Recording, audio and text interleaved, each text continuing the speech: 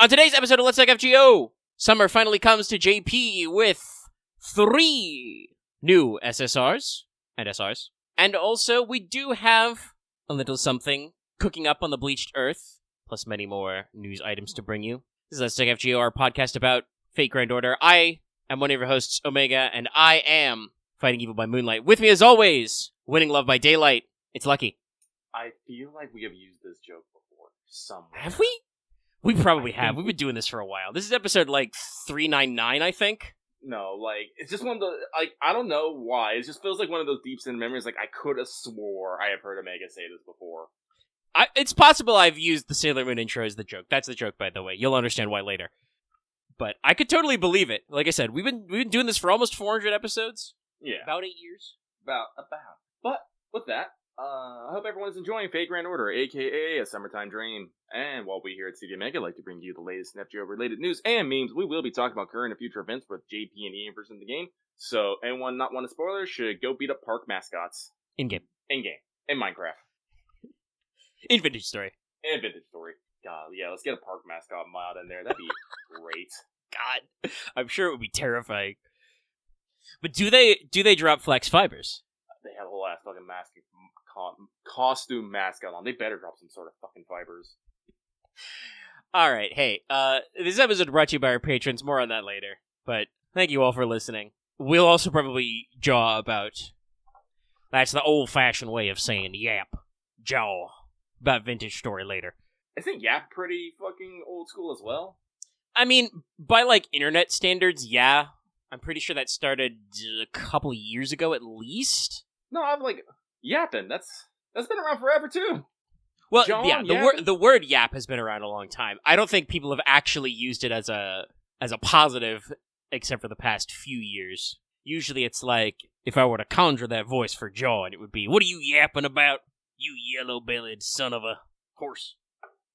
It's probably a meme that's "What is bro yapping about?" which is where it re-entered the common parlance. Anyway, this is Let's Talk FGO. We're only here a little bit to talk about memes. So let's jog on over and check in with everybody's favorite Kohai, Mesh. Senpai, 起きてください. Because it is time for Rate the Fuck of Senpai for pro tips. Less of a pro tip, more of just a general warning this time. But we do have a bit of a gap before our next event hits, according to the roadmap. And we have not announced a back-to-school campaign. That's something that they've been doing in EN for, I want to say 3 or 4 years now? I don't know if it's been more than that or less than that. I do not remember the years well. It's been at least a couple they've fired off. And usually there's a banner titled Back to School as well. But also occasionally we'll get extra stuff like some login runs and other business to catch us up. So, do be on the lookout for some banners that may appear out of sequence, or even occasionally brand new banners. Catch you with some surprise rate-ups while you're not looking. But, NA mostly being hunting quests, it's kind of quiet over here. You know, we're doing our due diligence, we're punching some guys. Occasionally remembering to hit up the Bleached Earth, that'll be important. But that means that there's no, records or evils this week, and we can slide on in. 2, did you finish your master missions? To complete your master missions, you have to defeat 5 servants, then 10 servants, and then complete a quest with a cast in your party 5 times, and then defeat 15 each of basically every class, but it's broken up by Sabercaster, Archer Assassin, Lancer Rider, Berserker. So all of those should be easily accomplishable throughout the hunting quest, except for the servant one, which I think you have to wait for the last one to do, and I don't think that one will be up at this slow rate. I don't appreciate the extra time, but the last one being the Assassins, I don't know if that'll be active by the time these master missions are still there. But Fuyuki definitely solves all of these. These are literally just enemy servants, put a caster in your party, which apparently most people do. Shows skelograms. Almost time for that spooky fall season, or we can say it with our full chest. Mm-hmm. First, JP. Also, wow, I was right by saying 3 to 4. Apparently our first back-to-school campaign was 21. But, picking years is hard. I constantly have to remind myself for different reasons we may or may not remember to talk about later, but I always have to think to myself about Final Fantasy XIV. I'm like, don't trust me like a year-old, right? Yes. That was 24, and I'm like, that's only a year, right? But yeah, so those similar memories is like that. But first, strengthening quests. Number 19. We got our last 4. And the answer may surprise you. Because, shockingly, number 1, our first gold caster was, in fact, Summer Nero. I did not see this one coming. No, I remember at the time she came out, like, Summer Nero was considered to have a little bit of a jank kit, and it was her NP that was buffed that was pretty simple. Like, I'm pretty sure it was just, like, NP scaling an overcharge, and it gave her, like, 1 turn of Pierce Invul. Which is not bad, but the scale of things that Noble Phantasms do, especially on Summer Servants, as you will see later, got a little crazy, so they switched up some stuff. So her NP now gives her a 50% extra damage buff to beasts, the beast class, and threats to humanity, and gives the party 10% charge, which on a buster setup is not bad. Also allows you to make many funny jokes about trust no one, not even yourself. Someone please put the meme of Draco with Summer Nero pointing the gun at herself behind her. Thank you. But the bronze caster was in fact Billy Shakes. Surprise. Shocking, I know. Also, pretty good. So his defense skill, which was previously gave him some hard defenses, and was a self-heal, is now a party heal, max 1.5k, 10% battery for team, and also gives the party 10 to 20% NP damage for 3 turns based on skill level. So, gives him some extra team longevity and gives you a little bit of extra juice. The juice. Always fun for those budget comps. Also, again, shocking nobody, the Berserker was in fact Darius Age 3. No, I will not get a new joke. Some of y'all don't even know, because you can't play the first Christmas event anymore. But we're still in that phase of fixing the vanilla golden rules, so his old school golden rule got buffed. It is now a 20 to 30% battery, in addition to being like I want to say almost like 50% NP gain up or something. It was a pretty big NP gain increase. Now it's just straight up a battery, gives the whole team 10 to 20% buster up for 3 turns, and also gives himself... Actually, no, it's for the party. There we go. There's my note. 20 to 30% lawful damage for 3 turns. So, mostly good for him, because he has an AoE buster and gives him a target niche, but also gives you some room to put him in a party with some single hitters. Yeah. And Waver was the last caster. Talked about this, didn't believe it had happened. It happened. Jesus. Yeah, it's interesting. So, the way they did this is that his targeted skill, so that's his crit up and targeted NP battery, now also gives that person 20 to 30% NP damage up for 3 turns, and a 1-time 3 turns plus 1 overcharge. This again continues to leave him effectively card color agnostic, because it's just NP damage and overcharge, but does give him some extra boost. It is a weird case where, like, I don't think it was needed. Waver was already, like, not the most used servant, obviously, anymore, but was still a huge deal. Everybody joked that the free SSR ticket was a free Waver, because he is truly card color agnostic. But this definitely gives him a little bit extra room to shine, because I think that as much as the game designers have tried to broaden things out from the oops all NP meta, the heavy emphasis of the game is on Noble Phantasms and firing them as soon as possible. So the NP damage up in the overcharge level is definitely probably worth a little bit more than just the very good crit up he did, which is still strong. Yeah, no, I mean, like, we could have given Tomomo some of this action, but... We could have. Well, the thing is Tomomo needs the rank up as well, but the thing is Waver has never had a buff. Like, never, if I remember correctly.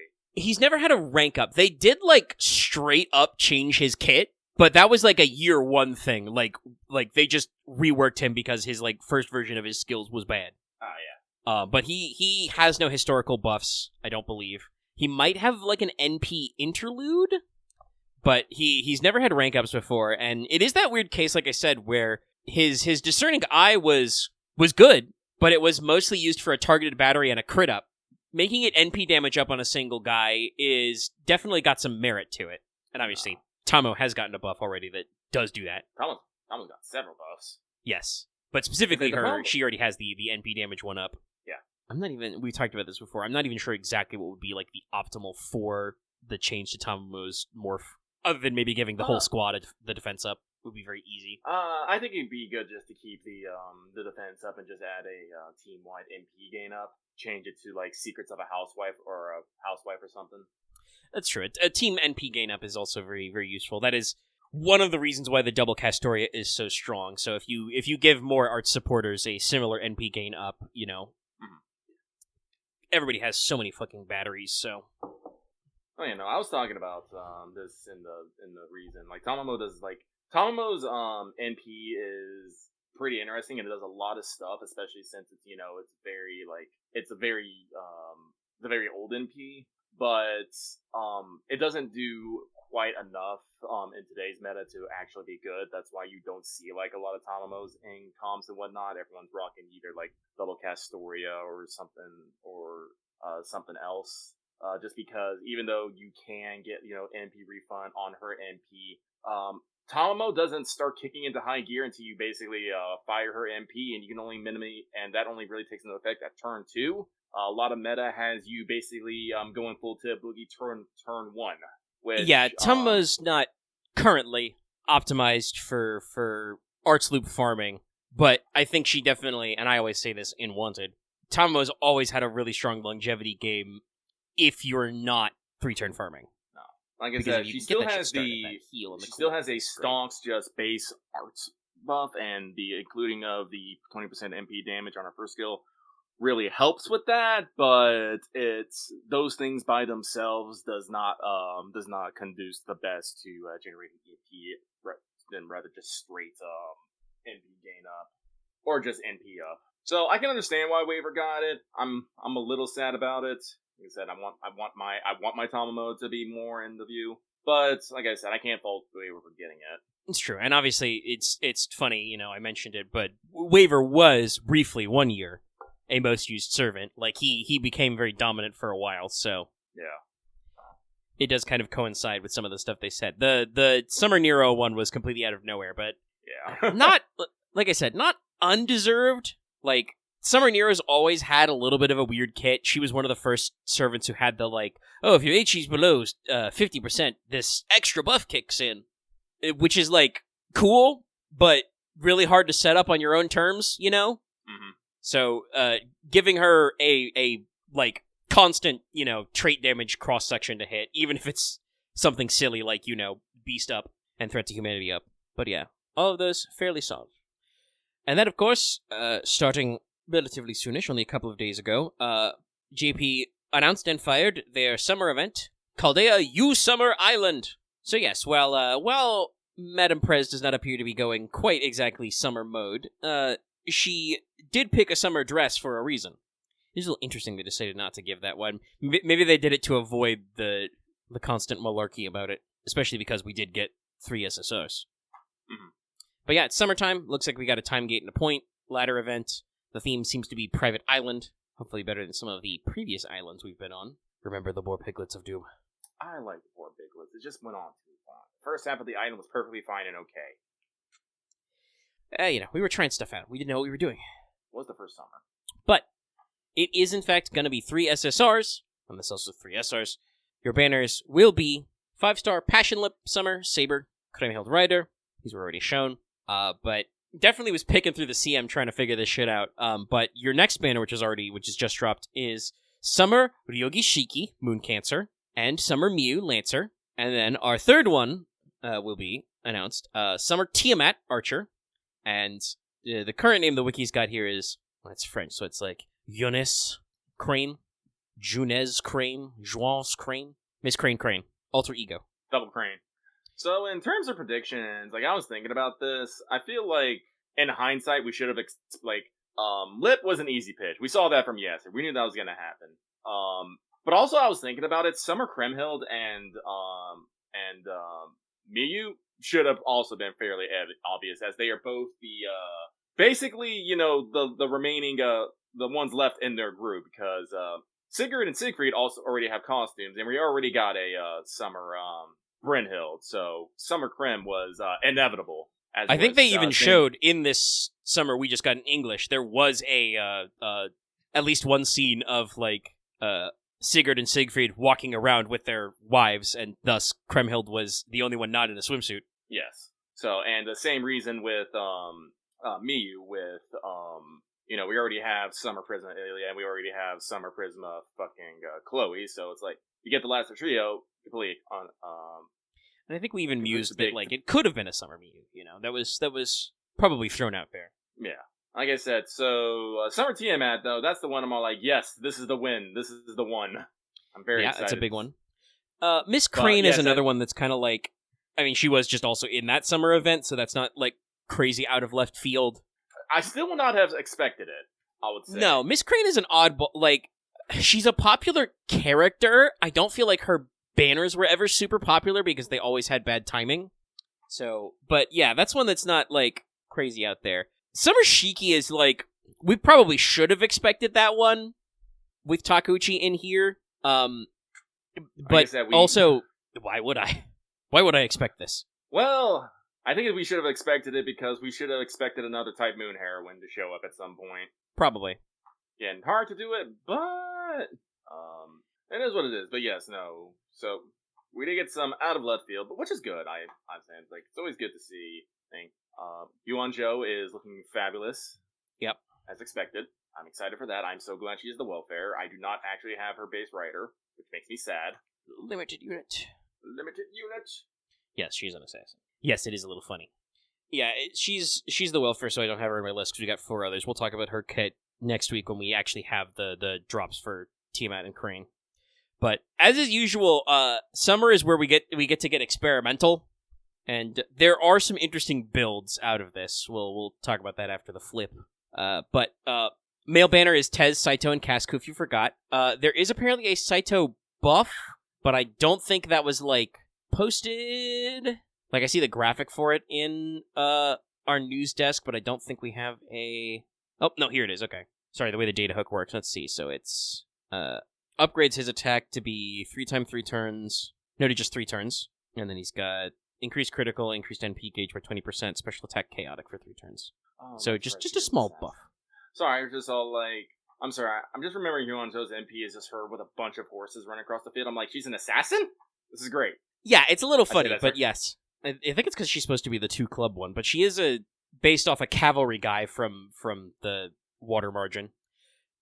But you see, we didn't have a new AoE assassin for like a long time. And Pusa is supposed to be kind of like a stealth monster, so that's also probably some assassiny. But her new one is Berserker.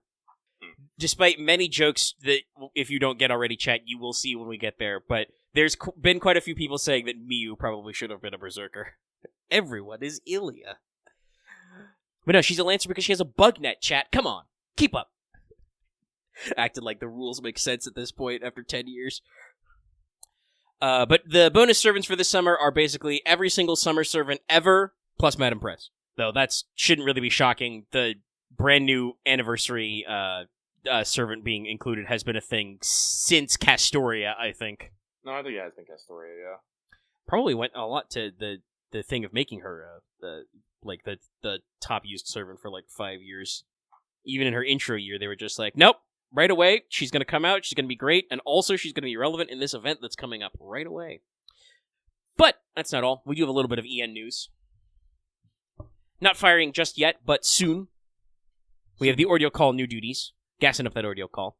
So this starts the 18th, and the whole campaign goes until the end of the 19th, but some of these will only last like a week. First of all, we're going to have double suck chance rotating on classes. Okay. So, like, you know, for a couple of days, it'll be Saber. For the next couple of days, it'll be Archer, etc. Okay. Playing your farming accordingly.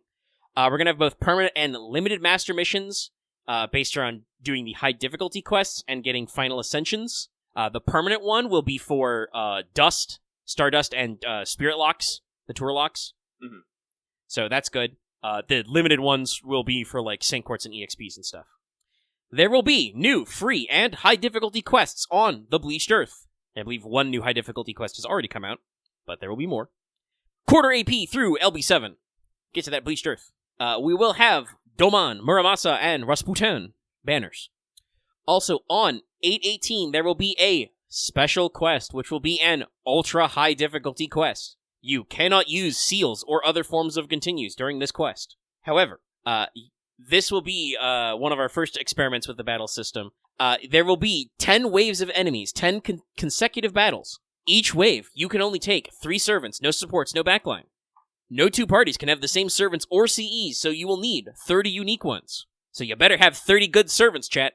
After the first turn, after the turn count becomes 2, At any time, you can perform a retry to reset to the beginning of a wave as you started it. NP and crit star and everything status will revert. You can also do this if you die. You can retry for free. Retry the wave. Unlimited retries, I believe.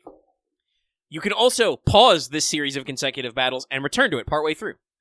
So, chat, I'm sure, can let me know. I don't know if this is the first special Madame Prez quest, because it involves waves of enemies. It is. I feel like it is. I'm pretty sure like all the Madame Prez quests have been the ultra high difficulty ones. All right, so that's the ultra high. So this will be our first one of that. So next week, I think I'll do a little. It won't be a pre-game. It'll be like a post-game. But if anybody's struggling, I'll double check with the mechanics. There will be story and stuff. But we can give you some hot tips and tricks and maybe some testimonials. Like I said, it's gonna go off the 18th, so it'll be like Monday. Yeah, I can count Monday, Sunday evening, something like that. But yeah, I kind of figured it would be the special ones because there's a reason why the servants are Doman, Muramasa, and Rasputin, the foreign gods, lads, the lad pack. Yeah, I think the way it works is basically at some point they call these like Sovereign's Memoir and stuff, but it's like basically it'll either be like just before the next Ordeal call chapter or just after. Oh, hold on, chat. My headset just told me to please charge. Uh-oh. Let me plug it in. Luckily, I have a very long USB cable for this. I can remember which fucking way around it. There we go. Yes, I do still sometimes put in USB plugs upside down. All the time. Alright, but we're plugged in. We don't gotta worry about that. Let's see. We're about 29 minutes. Do you want to talk about Nasu and Takeuchi's interview now or later? We can talk about it now. Okay. So, hang on 1 second here. Yeah, so, this is the, as usual, every year, basically, Nasu and Takeuchi do a big-ass interview, basically on FGO and whatnot, and this year was no different. They did it with, Famitsu, and they covered a lot of topics. Oh, man, like, I don't think we should go through it, like, bit by bit. Like I said, if you go on Reddit, it is pretty easily findable. Like I said, the community is very good about, pulling up these articles and getting the translations done. The stuff has been out for a little while, but like I said, we were waiting for someone to compile the full interview so that we can get, the full scope on things. And there is quite a few interesting things in here. Like I said, what are some of the points you want to hit from this interview, Omega? Well, I think so. This thing's in about 8 parts on Reddit. We're gonna skip over most of them because it's stuff talking about basically the last year's worth of story. That's true. Let's see. I would probably say we can talk about maybe some of the stuff for Madame Prez. She got her own whole section. Some of the summer stuff might be relevant. I think definitely the part 8 that you linked to start this off, almost all of that is relevant because that's talking about, the 10th anniversary, the end of part 2, what happens next. Mm-hmm. And I think you've talked about this before we actually took a crack at this on the show, but there is some very particular phrasing. Mm-hmm. So, let's see here. So, it does look like that Takeuchi, Nasu, the rest of Type Moon, and the single are not entirely quite sure what they want to do after FGO, it seems like. They're talking about how, they're not so much concerned right now about what they want to do immediately after, as in they want to focus on make sure that they deliver the best experience they can, and make sure that everyone leaves satisfied. Afterwards, at what point they are saying, we will gauge the reaction and see what happens. But I do believe Takeuchi was basically saying, but unfortunately, no matter what, we got to consider basically what's going on in our dev cycle in here, as our systems are super outdated. But no matter what, both Nasu and Takeuchi are like we've been working on this game for 10 years. We can't just say, all right, that's it, it's a wrap, bye everybody. They've given this game 10 years of support, and the game has supported them for 10 years. It's just that they're a little behind on some other projects, and they would like to get work on them. Nasu talking about how he would like to finally get to playing some Night Rain. Takeuchi talking about how he wants to, reorganize his house. There are notes in here about how Nasu already has the ideas for Extella 3 in his head, but he hasn't been able to work on it because he's been working on FGO. he straight out says and that he wouldn't have, mentioned the stuff about Velver 1, 2, and 3 if he hadn't had a story to take with him. That's one of those things that's like, Nasu's probably not wrong when he says that, but also I feel like you gotta turn the camera to him when he does that, because it's like, okay, you're not wrong, but Nasu, sometimes it takes you a long time to write those story ideas, but it's true. It took a long years to get on Primate Murder, yeah. But so basically, they're going to deliver the best ending they can, and they will see where the community lies. They'll be checking social media and whatnot, and see where things go from there. I've actually been listening to a couple people, and there are a few opinions on people want to go. Some people want to go with brand new protagonists. Some people want to continue the story as is. So I guess we'll have to say, I think I've already talked about my preference. I definitely want to continue with the same characters. Just give them a several year time skip. Like I said, I spent 10 years with these characters and developing these bonds, and I don't want to necessarily reset those bonds to zero, set those relationships to zero. Yeah, it's kind of like the thing that Girls Frontline ended up doing, right? With 2, they have some side games which are good, but I don't think they're quite as catchy, right? Yeah. Whereas obviously story-wise and character-wise, Girls Frontline 2 has this really interesting built-in buy-in, because obviously you get the oh, who's this new character? What's their relationship like? But then you get an old character and you're like, oh, well, we had a 10-year time skip. What has this T-Doll been doing for 10 years? How do they run into the commander? Sometimes it's very silly. Other times it's very serious. But that's something that I think that an FGO could pull off as well. No, like I said, it's one of those things about in story. It's all once you have been on such a fantastical journey and bet your life and soul against the threats to humanity, you don't necessarily get to just necessarily get to just retire, especially at the ripe old age of your early 20s. Yeah, when the timeline catches up with us, at best, the protagonist goes from being 15 or 16 to 25, maybe. Also probably not literally true, because ever since we went to Bleached Earth, the timeline has been very scrungled. But yeah, no. I think the analogy I like best is basically, it's towards the bottom of the interview, but they're talking about how they're planning on doing it, and it's Nasu basically says, and I'm assuming because this is a translation by a person, he made a similar analogy in Japanese, but he's basically their plan is to pitch our best ball at the last inning. Yeah. It doesn't matter if we win or lose the game, it's just we're pitching our best ball at the finale. But it definitely feels a little different in tone than some of the previous interviews where people have kind of interpreted some of Nasu's comments about FGO ending as no, it's going to end, so I'm going to throw the switch, it's going to be over. This is much more, I almost want to say wistful, and it's well, we've always planned to have a conclusion, a credits roll type moment, right? Well, yeah. But also, you guys have been here for 10 years, so that's not really up to us anymore, Yeah. They also did talk about how it's also up to, Sony and Lasangle too. This is just as much as their show as it is. Yeah, I think Nasu said a pretty good line, something to the effect of obviously if the crowd, wants more, we can't ignore it. They're the audience, but also if the people working on FGO want to keep working on it, it's he said that Type Moon can't throw them under the bus and call it quits, Yeah. Can't just throw their hands up and back out. Takeuchi did have a couple of things which have already been circulated, but we'll reiterate this. Somebody in our comments of last episode was actually surprised by this. But yeah, it's in this interview, this Famitsu interview. But Takeuchi said that one of the servants on the silhouette list will not release this year. A lot of stuff got juggled around. Mm-hmm. I don't know which silhouette is the one that's unsilhouetted, but they're not going to appear. That probably means New Year's, but given that they said they talked about shuffling events, that could also be a January event got pushed. Because they did say that they are at least going to do Valentine's for sure. Yep, make sure everyone gets their voice scenes. Mm-hmm. They think that the story might be simpler because they're not exactly sure how they're going to handle it. The way it kind of looks to me, the interviewer said that they think FGO will continue, for a while and stuff like that. And Takeuchi, I think, said some other things about kind of keeping up with the crew.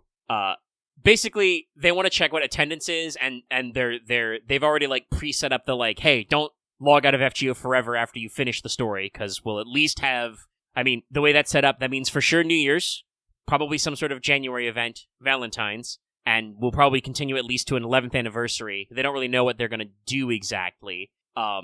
but it does kind of sound like, the way they phrased it was that main story will be finished, mysteries of the main story will be solved. All except for one, apparently. Yes, he said one unfilled slot. That seems like a very specific translation, so I don't know if that's like, is Nasu saying that he's not going to reveal one of the grands?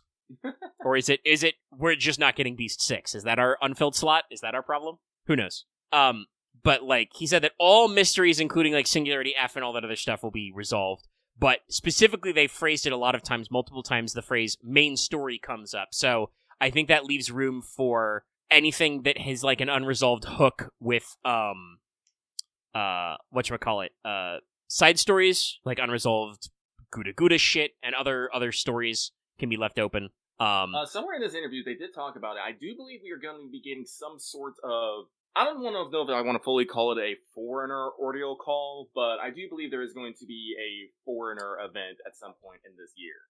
Yeah, I don't know which one it is, and I'm scared of clicking things that are named after the Ordeal calls we haven't got. Yeah. So. To get spoiled by this because it's all plain text translation. But yes, I believe that was in this interview that Nasu said that while they did add the class score, the foreigner story wasn't finished yet, so players should expect something like the Moon Cancer Ordeal call to crop up. See, you know what I'm hoping for with the foreigner story. I'm hoping that once we complete it, we'll get another 2 fucking extra slots. I know because in this interview it does talk about how Nasu was talking about how we need to have more slots for extra classes, and I'm like, I really doubt that they just said no, Nasu, they can't have. They had to have reached some sort of compromise. So I'm really hoping that we get a couple more extra slots.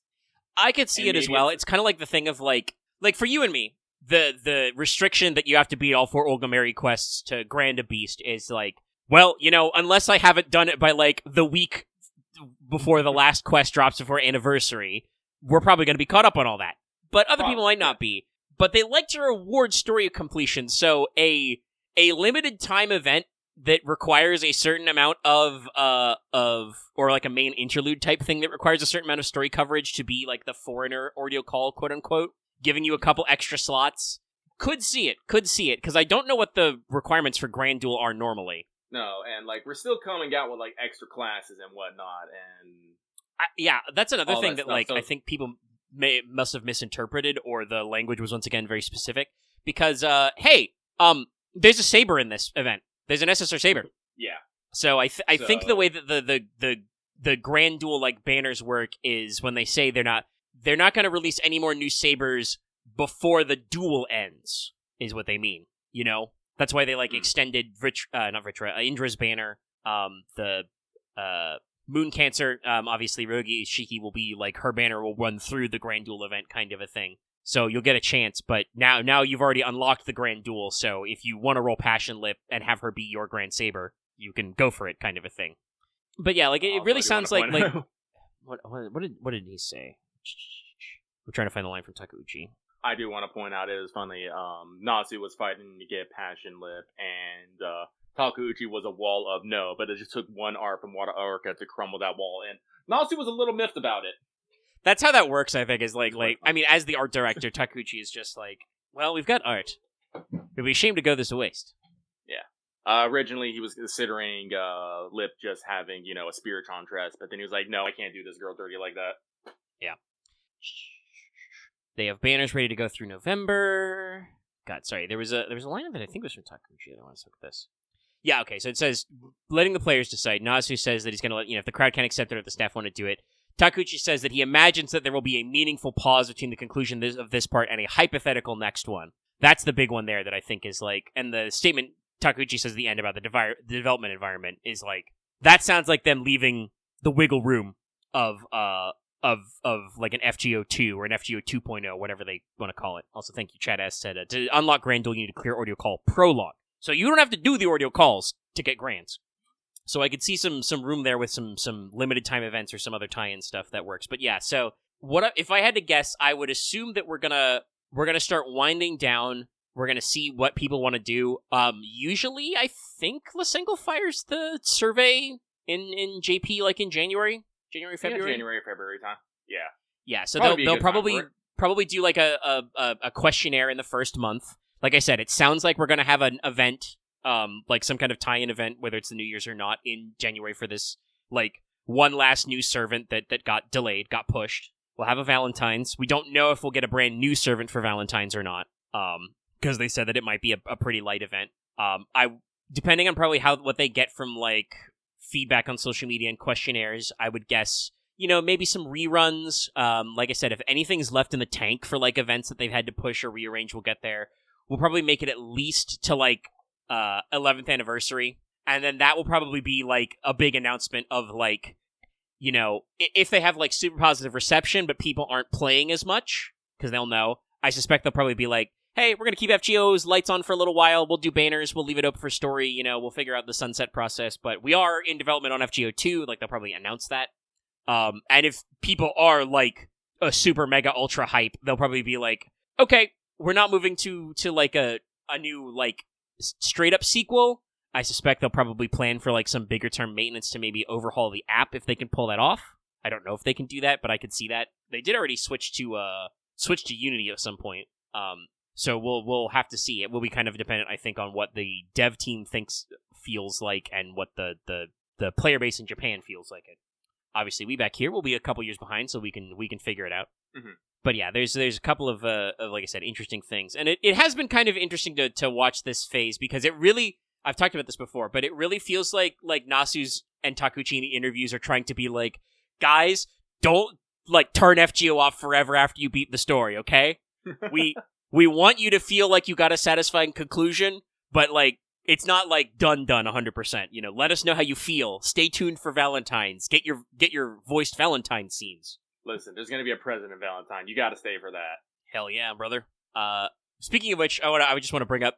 I talked about like the this is in the section about Madame Prez, but they did talk about I mean, I do like the first part of this. They're talking about why was she chosen the anniversary servant. Nasu's just straight up like, there wasn't another option. This was it. All of our efforts have been to release this servant. And I'm like, hell yeah, brother. Takeuchi does actually talk about how like there is a lot of like time and effort the team spends on picking the anniversary servant. As usual, it kind of feels like Nasu saying there was no other option is like that's him as kind of like the narrative head of the project, Mm-hmm. But the team did have to actually debate it, but there is some work on that. But I do like the call out of like the interviewer straight up says, there won't be any more beasts, was it? And Nasu's like, I'm standing by my statement, no more beasts for Pan-Human history. I kind of wish I could see the original Japanese text of this. I have to track it down. The translator translated this as, be ready to call bullshit on how I handle my phrasing. And then that's, Nasu clarifies about what's going on with Unbeast. He's like, well, it's a beast, but isn't. She was our candidate. We opted for Unbeast. He said, which was more honest about what we're doing here. Which I think is correct, but also I do like that Takeuchi said his next line is, you're right, Kunoko, that was indeed a bullshit way to handle your phrasing. It's like, yeah. Like, it, especially with a third ascension, Unbeast does sound very good. Unbeast is like, I mean, it's a pun, because, the anime sphere mage chant, unverse, unbirth, etc. Unbeast. It's a whole thing. But yeah, they have some other stuff in that you should track down. I'm trying to think, is there anything crazy this summer? I mean, there's funny notes, but you should read these for yourself, chat. Like I said, there are spoilers and whatnot in here, so I definitely want to yes, pick your sections carefully. I do want to say, just for the record, I like what they said about the male swimsuit selection. They name all of them. What Nasu said is translated as saying all three of them look raunchy. I think that's, sexy, hot. Takeuchi said that they gave Tajima free reign for Tezcatlipoca. Their only prompt was just make him hot. Takeuchi did say that they picked Casku because he is more like to the FGO crowd. I do like that Nasu phrases this as, some people wanted the Aloha version of Kukulin, but Casku took it this year. So, even they're phrasing it as kind of like some open-ended stuff. But yeah, it's a great interview. But it probably means we can move on to Mailbag. Mailbag. What the mailbag? After like 50 minutes. 50. So, with that, it is time for this week's Let's Talk FGO Mailbag, segment where we read what you have to say and comment accordingly. This week, we have six lovely commentos. Very lovely indeed. And we will get through them all. So, from the top, we begin with Monster Girl Aficionado, who says, Dear Lucky and Omega, no question this week, just sending good vibes. Wah, wah, wah, wah, wah, wah, wah. And wishing you well. Keep up the great work. P.S. Getting in early to remind me to do your PvP ladder. I probably should get in early to do my PvP ladder. Probably should get into 14 after this. Do something. But, moving on. This next one comes from the master who learned to not run in rain the hard way. I am assuming that you slipped and fell. Maybe on some wet grass? Lucky has done that. Lucky is actually has some pretty good hand-eye coordination, so even if I slip, I am usually pretty good about catching my balance, and if I do fall, I can usually catch myself.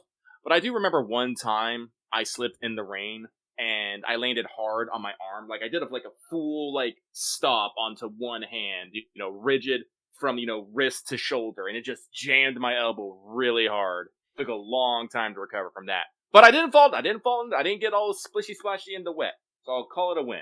But yes, be careful. Yeah, you gotta watch your hand. I mean, obviously, everybody's probably scraped a knee, a palm, and elbow in their time. But yeah, no, I'm pretty good at, catching myself with the little hop or the hands up, but it's not as bad. It's better than smacking your nose, your head especially, but you can really jangle your wrists and elbows by landing on them. Oh yeah. They don't like it. They don't appreciate it.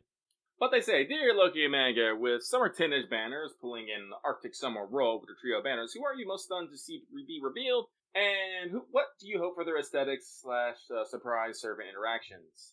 That'll be all my questions this week, but please stay hydrated with this decade's weird weather turnarounds. I look forward to the next podcast. Well, thank you. Well, if we're talking about stunned, definitely Summer Shiki and Summer, June Crane. Like I said, Lip Tiamat and I am brain farting right now. Lip, Tiamat, Miyu, and Kremhild was all somewhat expected. Probably the least expected there was Tiamat, but Lucky has always been saying, give me Summer Tiamat, so her showing up now is just like, yes, vindication! She's super popular, so it's like, we didn't know if they'd do it, but they could do it. It was on the table. No, but Summer Shiki, Summer Crane, June Crane, just out of nowhere. So very shocked. I'm going to be interested to see in the event, because in the CM, it looks like Huyen and Crane are gal palling it up. I can they see were that. roommates, chat. And it's like, did they? I don't think they interacted during Summerfest 2, which is a shame. Oh, you never know. But, yes, getting Summer Huan, very good. I'm excited about that. I am constantly sad that I missed her assassin version. If the opportunity arises, I might put her on my Destiny orders. No, I think I do. I think I put her on my Destiny orders now. Hope I get her, like I said. Also, very spicy art with her. I've seen some fan art. She's very popular. People like her. Yes. I've also seen some secret Uma Musume jokes. Because she is a horse-themed swimsuit, not a rabbit-themed swimsuit. The rabbit's the other one. Get your shit straight, chat. Yeah, no, Shiki I think was that's the one that we probably should have expected but didn't, which is the even more of a haymaker, right? Yeah. Because, you're once upon a time, it used to be guaranteed that Takeuchi would draw a swimsuit servant every year. And then, things got so tight down at the team that sometimes he was drawing anniversary servants and we weren't doubling up. But now we're here. And we've got another fucking Wadarko servant, too. It's old times. It's classic. But yeah, Tiamat feels like it's very well deserved, and but I do want to shout out though to Krem's second ascension, the shark themed one. Honestly, I am so excited for the summer just because I want to involve myself with Summer Krem and Sharkfried and the sharks of the round table. See, so silly and dumb, and I want to be part of it 100%. Yeah, her NP is literally called Shark Knights. Literally summons all the sharks, and Siegfried with a fucking shark over his head just jumps in, and she's just like, he cannot handle it. My favorite meme is, go, my Sharkfried! It's so good. And it's spoilers for the new servant details later, but Crime has perfectly embraced an old-fashioned FGO summer. She is Chaotic Summer. We do still do goofy alignments, so yes, it makes perfect sense. But I saw somebody, I think, in our Discord say it, but it might have been on Twitter, but it was she's classy, weird, classy. She starts very goth, and then she's fucking a shark, and then her third one is almost bridal white. kind of like swimsuit design. Like it's a whole thing. It's very good. But it makes me happy, and like I said, we should have expected it because Summer Bryn has the the husband combo, and it's all like it only makes sense that Summer Krem gets the exact same treatment. But of course, because their relationship is so different, with Brynhild, it's like Summer Sigurd like chills and helps her out, wedding type vibes. For Kremhild, it's definitely she made Siegfried. I almost called him Sharkfeed straight up. She made Siegfried put on the shark mascot costume because she can't look at his face. She's gonna get too embarrassed. No, that's exciting. I cannot wait for it. I am also excited to see what yes. You're about to say it. I'm also excited to see what's going on with Summer Tiamat's ascensions and her role in the story. Yeah, Summer Tiamat will be very interesting. The CM makes it seem like she's gonna, and she is still called Larva, so I think we are probably going to start with Smol, who will be Summer school uniform. So it will be interesting to see, what other ascensions we've got out there, and obviously, we'll see what's up with Crane as well, because as the fashion type, she might, have a couple of different tricks up her sleeve. So, we'll move on then. Moving on to the 100-Hour Man, saying, Dear Lucky Omega, hope you're having a wonderful week, and I'm sorry, Lucky, that Summer Barkus will no longer be your Grand Archer. Cry face. We don't know that for sure. Like I said, I have to actually roll a Summer Tiamat first. And like I said, I picked my Grands for, maximum coverage of their units, so if, like I said, I'm already struggling, if I can't fit, because remember, the Alter Ego slot is in, Extra 2. It's an extra, That's also the Foreigner slot with Queen Sky of Darkness, and the B slot for Unbeast for Olga Marie. So I'm already struggling. What happens there will probably determine the rest of my placement. Yeah. So I'm really hoping we get if we can get those two extra if we get an extra one and an extra 2 slot and maybe an all slot, I'll be golden. I'll put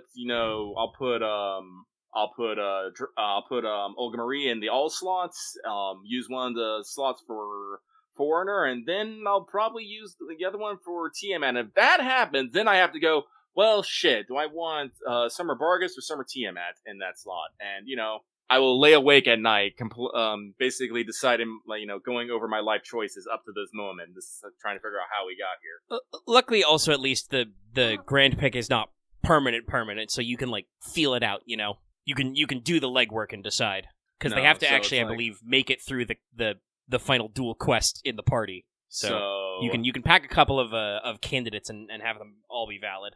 Well, that's what I'm going to try and do minimum. I'm going to make sure that all the ones that I would like are valid, but I don't remember if you can just switch them willy-nilly. I don't remember. Is it an item you get from clearing the quest? Yeah, it's like a consumable. Yeah, so you can't switch them. You can get it, but okay, you have 5. They'll probably offer some more before, right around when the finale drops. But it's the kind of thing that's I mean, honestly, 5 items make sense because you've got 5-ish, 6-ish man slot. Oh, they aren't planning on adding more? That's interesting. But that basically means that whoever your final team is, whoever the team is that actually goes through the duel, you have enough items to swap to each of them if you need to. And again, we'll have to see exactly what being a Grand does for you in the Part 2 finale. So, again, I am slightly glad that we got a little bit of clairvoyance on this, so I don't necessarily, so I can, plan ahead. But, like I said, right now I'm keeping my options open. But they go on to say, so question for you two this week. We got a lot of great Summer Servants, right? Right. I'm sorry, though. Am I the only one who was in absolute shock over Summer Shiki? I don't think anyone was asking for her. And with this possibly being the second to last summer event, you would think they would try to clear up the backlog of servants the fan base is being vocal for. Just to be clear, I'm not hating the choice. Besides Summer Galahad, Shiki is probably the servant I wanted as a summer. I never knew I wanted. Well, we are running on here. Hang on. Just to be clear, I am not hating the choice. Besides Summer Galahad, Shiki is probably the servant I wanted as a summer servant. I never knew I wanted and ended up wanting more than any other servant in the game. And Galahad is just because I would love to see the community actually their first male banner summer being a character we have wanted for so long, showing up in a weird place. Jesus. Well, that was a parenthetical break about Galahad, but we could have used some commas in the previous sentence. Yeah. And then just keep on being awesome.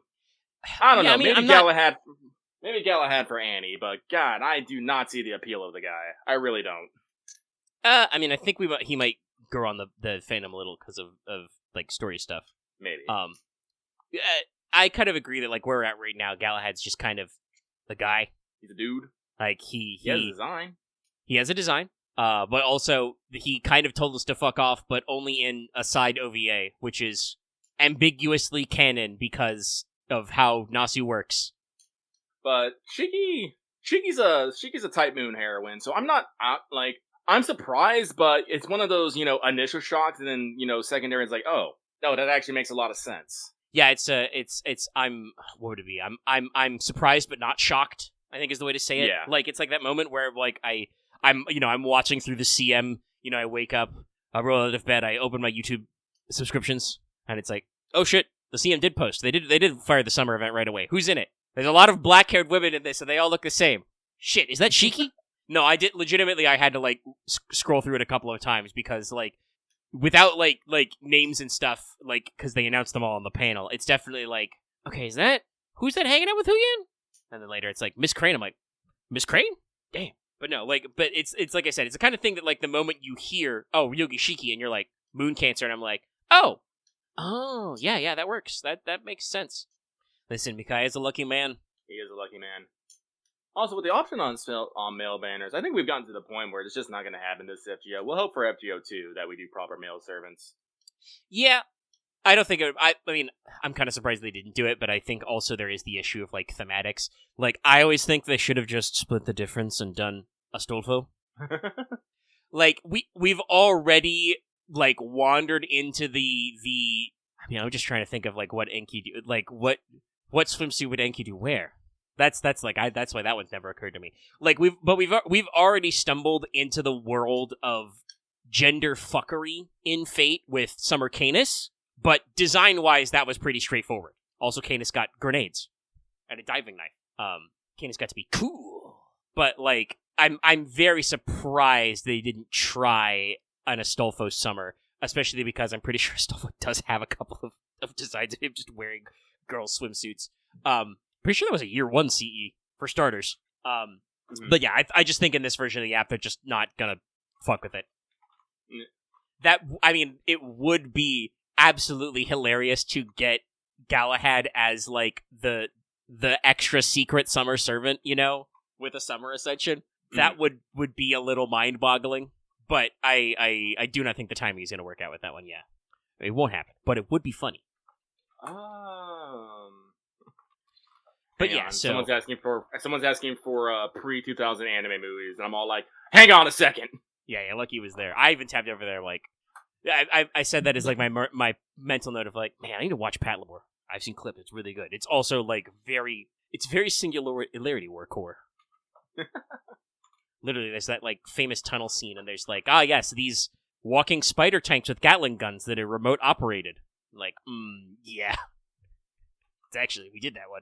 But yeah, no, the like I said, Shiki was surprising, but also kind of like just like, no, yeah. I mean, I'm again honestly kind of surprised. Again, also the Moon Cancer alt is like, that's perfect. She's already done the Moon Rabbit thing, we're doing kind of the Princess Kaguya thing.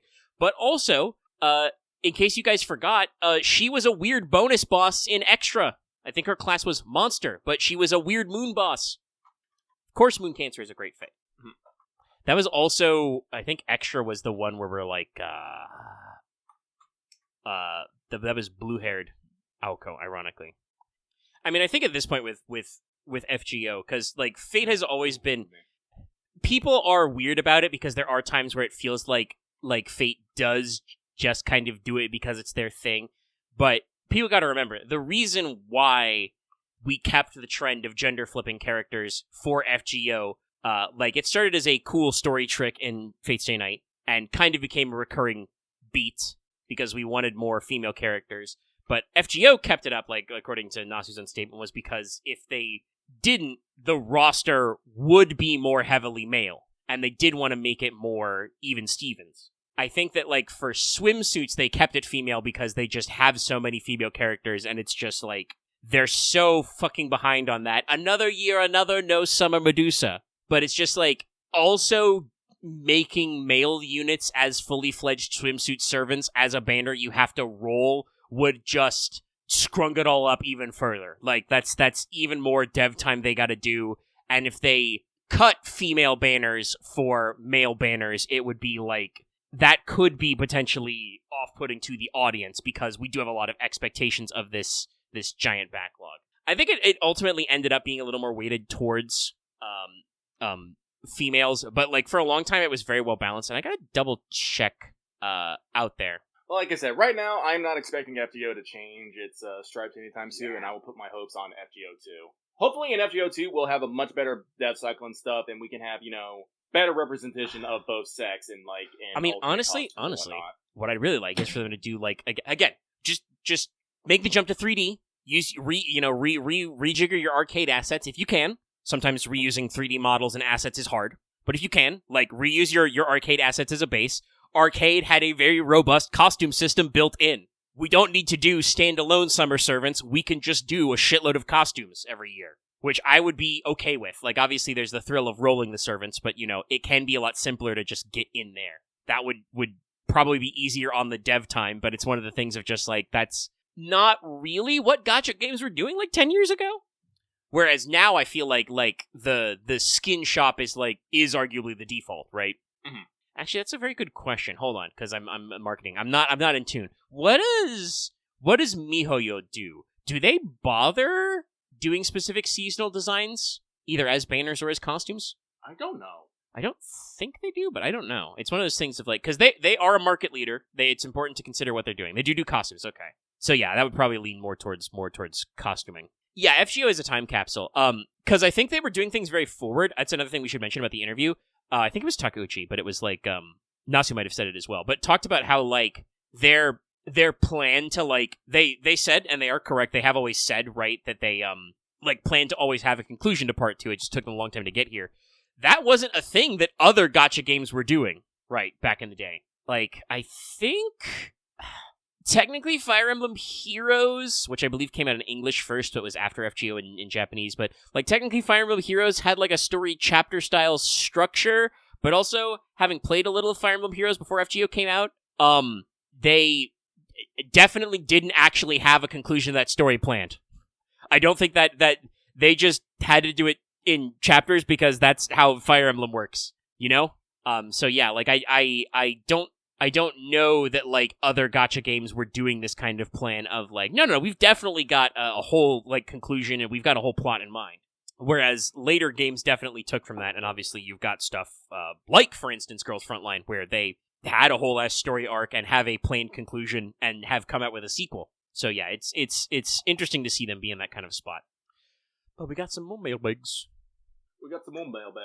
So this next one comes from the Triant King, who can't believe how much this summer is stacked. Boy, howdy, it's stacked. Question: Hey guys, when also saying Foreigner Ordeal Call is coming, who do you think the heroine will be for that Ordeal Call, since Kama was ours OC1? Also, do you think we'll get more story-related events in this remainder of the year? Anyway, that's it for me. Sending good vibes your way, and hope you have an amazing evening.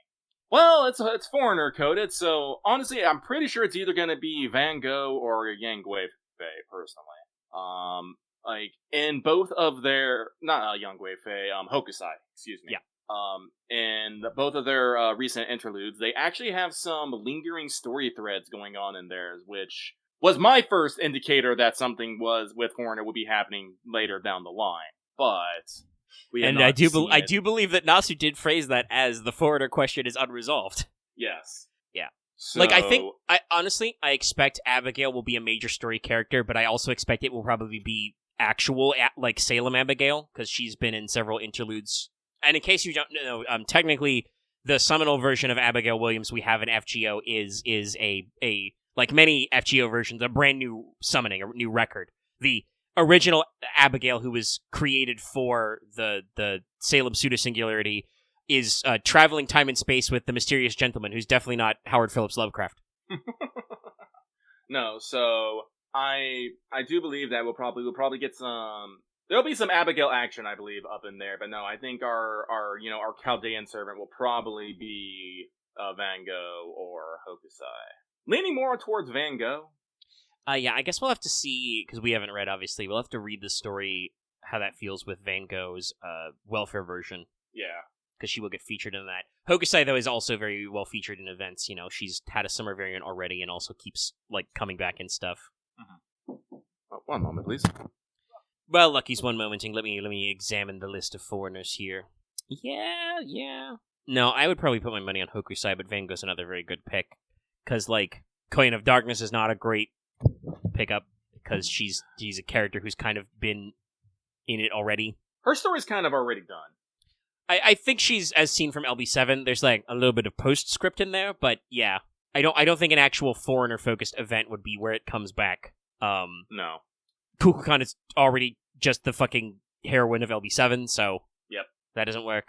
Wanajina is getting her own separate, like, starter event. Like I say, Young Guifei could work, but I feel like Guifei is, like, she's popular, but also, like, even with her, like, trial quest and stuff, and then the stuff she's been in, I don't think it feels like she's had the same kind of, like, story presence as, like you said, Hokusai or Van Gogh. Yeah. Like, she's good, we like her, but Hokusai had a very strong thematic trial quest, like one of our last, like, very story-heavy trial quests when she premiered, and keeps showing up in events with stuff going on. Obviously, you know, like, with the, like, Bakken crossover, which bled into this year's summer and stuff like that. And obviously Van Gogh comes from a semi-story-related type event thing. Like, I would be surprised if a couple of our friends do show up in there, but it's like, you know, I don't know if we'll actually run into Jacques de Molay again, because, you know, she was a major feature in Halloween, but also we did get some back and forth with, you know, the actual factual Mr. Molay, and Voyager's a crossover character. Yeah, Jacques de Molay, while I do like her, seems like she can only be, like, an antagonist in story. I'd like... If we tried to pitch her as the heroine in a like a story map structured event, like a normal FGO story structured event, she would have to betray us at the start of Act 3. Yeah. I don't think she could keep her shit together that long. No, but no, like, yeah, number one and number two pick would definitely be for me Van Gogh, and then Hokusai with Yang Guifei as a 3. Like I said, but Abigail would also be good, but I think Abigail would probably serve better as something that is pushing the narrative, whether as a mastermind or a plot device, for lack of a better word. Yeah, she is a support character, and I mean, like, again, we have no idea what they're going to do because FGF always finds ways to surprise us, but it would be super easy for, like I said, the original Salem story Abigail, who keeps trying to pop into our dreams and shit, to actually, like, pop through the Dantes field, and you know, actually be like, hey, I need your help. This foreigner shit's crazy. And then we get thrown across time and space. Like, someone play Shooting Stars. If it was like a, I don't think it will be, but if it was like a less serious event, we could see some stuff with one of the mysterious heroines and the servant verse. I do kind of feel like, though, if Nasu is phrasing it as an Ordeal call type similar to the Moon Cancer archetype Inception event, then that is probably not the vibe we will have. You know, saying it that way, that is totally the vibe we're gonna have. We're gonna do something fucking weird. Oh, I mean, we're gonna do something weird no matter what. It's just, like I said, I don't think it'll be quite as, like, quite as satirical as, like, the servant verse stuff, you know? I suppose. Well, no, honestly, the Ordeal call, the Moon Cancer Ordeal call, was our fucking Part 2 CCC event. Literally did the thing. Also, Hello. is, like, that event is, from what I understand, is not just about Moon Cancer, in the sense is it's about BB. Like, yeah. Other classes qualify as Moon Cancer because of moon fuckery, but much of it is through their relationship to BB. And like, a lot of that kind of understanding. I also believe that one is also going to spend a lot of time talking about archetypes, because it's called Archetype Inception. So it's also, like, the follow-up lore there. Great. World building loudly. I love it. Well, you know, it's kind of the thing of, like, Nasu has as he phrased it, he doesn't come up with an idea if he doesn't have a thought for what he would do with it in a story. So, like, there's a lot of stuff already in LB7 which still doesn't get resolved. I think Type Moon just likes BB. Yeah, I do just like BB. Nasu likes evil women. That's why he keeps writing them. He likes giant women, he likes evil women. Not necessarily at the same time, but often at the same time. But sometimes we're about that giant woman gap moe, okay? Sometimes we're also about that evil women Gat my way, talking about, like, Jacques de Molay, who, unfortunately, was cursed to be at a Halloween event with an Eliza, which means she will lose, and it will be funny. Anyway, we move on. This next one comes from Soul of the Light Mode Discord, who says, Dear in the Garden of Summers, Lucky... Oh, I should have used that. That's a good one. In the Garden of Summers, Lucky, and every day is a great day at your Junez Omega. I'm not doing the jingle. You can't make it. Every day's great at your Junez. I did it. He did it. No question this week. Just happy that Best Starter finally got a buff. Hope you both have some good vibes. Wah, wah, wah. Wah. Oh, sorry. I'm just thinking... Honestly, if we go to 11th anniversary, we might get one more round of rank ups. Unless we do like another rank up campaign somewhere in the middle. I don't know if we will. We could. I mean, we might. They do got time to kill between events, so I could see some stuff like again, either at a New Year's or like before then. New Year's is also usually a pretty big tentpole, so that'll be pretty interesting because that will be like obviously the story conclusion will be available, but there's no guarantee everybody will be caught up right away. But sorry, brain. No, actually, I don't need anything. We can move on. So we move on to last but not least. It is Agent 418. I tried to say Agent and 4 at the same time. Agent 418, who says, Hello, Lucky and Omega. P.S. Have a good weekend, y'all. Same to you, buddy. Thank you every week. But that is the mailbag, folks. Yay, mailbag. No, like I said, I am hopeful. I am super hopeful. I will pray to God, something I do not actually do, that we are going to just start development on FGO 2. We'll continue with, Ritsuka and their male and female forms. They will just do a bit of a time skip. We'll maybe, stop destroying the Earth. Like, they can't live the Earth a third time. It won't work. No, we can reset our escalation, and then maybe we'll have Toko run around with us as our mentor character. That'd be great. Thank you. That'd be pretty funny. I would love to have Toko as my mentor character. Just badass mage who don't give a fuck, constantly I run from the Mages Association because she's too damn powerful. Only one who could genuinely probably stop her, who's her sister, who had to inherit, a fucking ancient magics beyond mortal understanding to stop her. The Yamazaki sisters that we talked about are also so funny because they're mortal enemies, but also so catty to each other. Just like the fucking timeline split of like where the fucking Mystic Eye Killers go. Mm-hmm. Which, by the way, the tie-in point to that is actually Karado Kyokai, because no matter what the timeline, Shiki refuses to wear glasses. In Tsukihime. No, that's been my prediction. That's been my prediction for our theoretical part 3 is, and because in part 1 we had to go fix the 7 pasts, and part 2 we have to destroy 7 presents. And so the part 3 should be, you have to probably save or do something to 7 futures. That would be a very good structure, yeah. I think that would work. And that's the thing that I think people sometimes miss about the Lost Belts, because they have, like, divergent states. But no, those are simulated presents. The timeline continues, and nothing functionally changes, because that's why they were Lost Belts, chat. Yeah. The only case where, like, the present timeline version of a Lost Belt actually properly changed, I think, was 6, and that's because Morgan double time traveled herself. She time traveled inside the other situation. No, so the 7 future ones, I think I've been saying for a few years now, and I would like that, but I would rather that come after an FGO 2. I don't want a part 3. I want an FGO 2. Yeah, we want a continuation of the FGO story. We're not hung up on it being an FGO 1 app new part thing. We'd like a little bit of dev work to be done. Like we said, there's been some shiny new technology. I'd love a fucking Steam release. Hell, Sony, you paid a shitload of money for this game. Can I get a PS5 release with account binding? Can I bind this to my PSN account? That would be nice. But yes, there's a lot of ways we can keep the time cop feel, which I think is very important to FGO, like, being as successful as it was, because it has allowed some fun stuff. Obviously, some of the stories have been not as good. Septim was kind of toothless. I don't think they wrote that with as much bite as they would have, say, today. Orleans isn't really toothless. It's just kind of like very boilerplate. Well, again, this is one of those things I gotta tell people. This was literally some of the first event writing that they had for this story.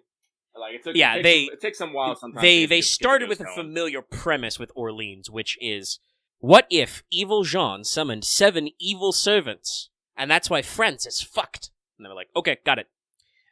You know, so that kind of like, I think that one kind of like relied on like foreknowledge of like Apocrypha and like Jean's character, but it works. Mm-hmm. It's simple, but it works. And like, I don't know, people don't seem like super enthusiastic about Okeanos. I liked Okeanos. It still has some dumb early FGO stuff, Island of Wyverns, but like the story format of just be on boat, go to island, explore, new island, new weird thing. It's very good. But also, I've always really liked Voyage of the Dawn Trader is one of my favorite of the Chronicles of Narnia, so, fight me. It's a pretty decent adventure story, but... I suppose people really start talking about the story in terms of London first, because London is actually when we start the meta plot. We start, like, leading towards the end of part 1. It's true. Solomon actually shows up on screen. American. Bug Grandpa is there. I think he just explodes into a demon pillar. We don't really do anything with Bug Grandpa there. I'm okay with that. Tamamo shows up for no reason. A lot of characters show up for no reason. Also true. That was very, like, very FGO part 1, where they were just like, alright, what servant designs do we have in the hamper? What do we got in the back for banners? We've got Jack the Ripper. Yeah, that makes sense for London. We've got Mordred. Yeah, sure, that works. Like, the final boss was just like, here comes fucking Edison, who's gonna somehow summon, fucking Lancer Alter, but guess what? You have Kentoki and Tamamo on your side for no discernible reason, I guess, because they're lightning-coded? What? Yeah, the way it was supposed to work was that I think it's Solomon with his Grail machine, or maybe Zolkin with his Grail machine, summons Tesla, and Tesla's gonna, like, go outside and use the lightning in the mist to, like, destroy London, but then because he gets summoned, he chain summons Lancer Alter because she is the Storm King, but also because of all the magical lightning, we summoned Kentoki, and literally Tamamo, I think Kentoki even phrases it as, Tamamo grabbed his shoulder, metaphorically, as he left the throne, because she was like, oh, London, shit, I can get some shopping done. Tamamo, you're in the throne of heroes, you exist in all spaces. You have infinite time to get shopping done.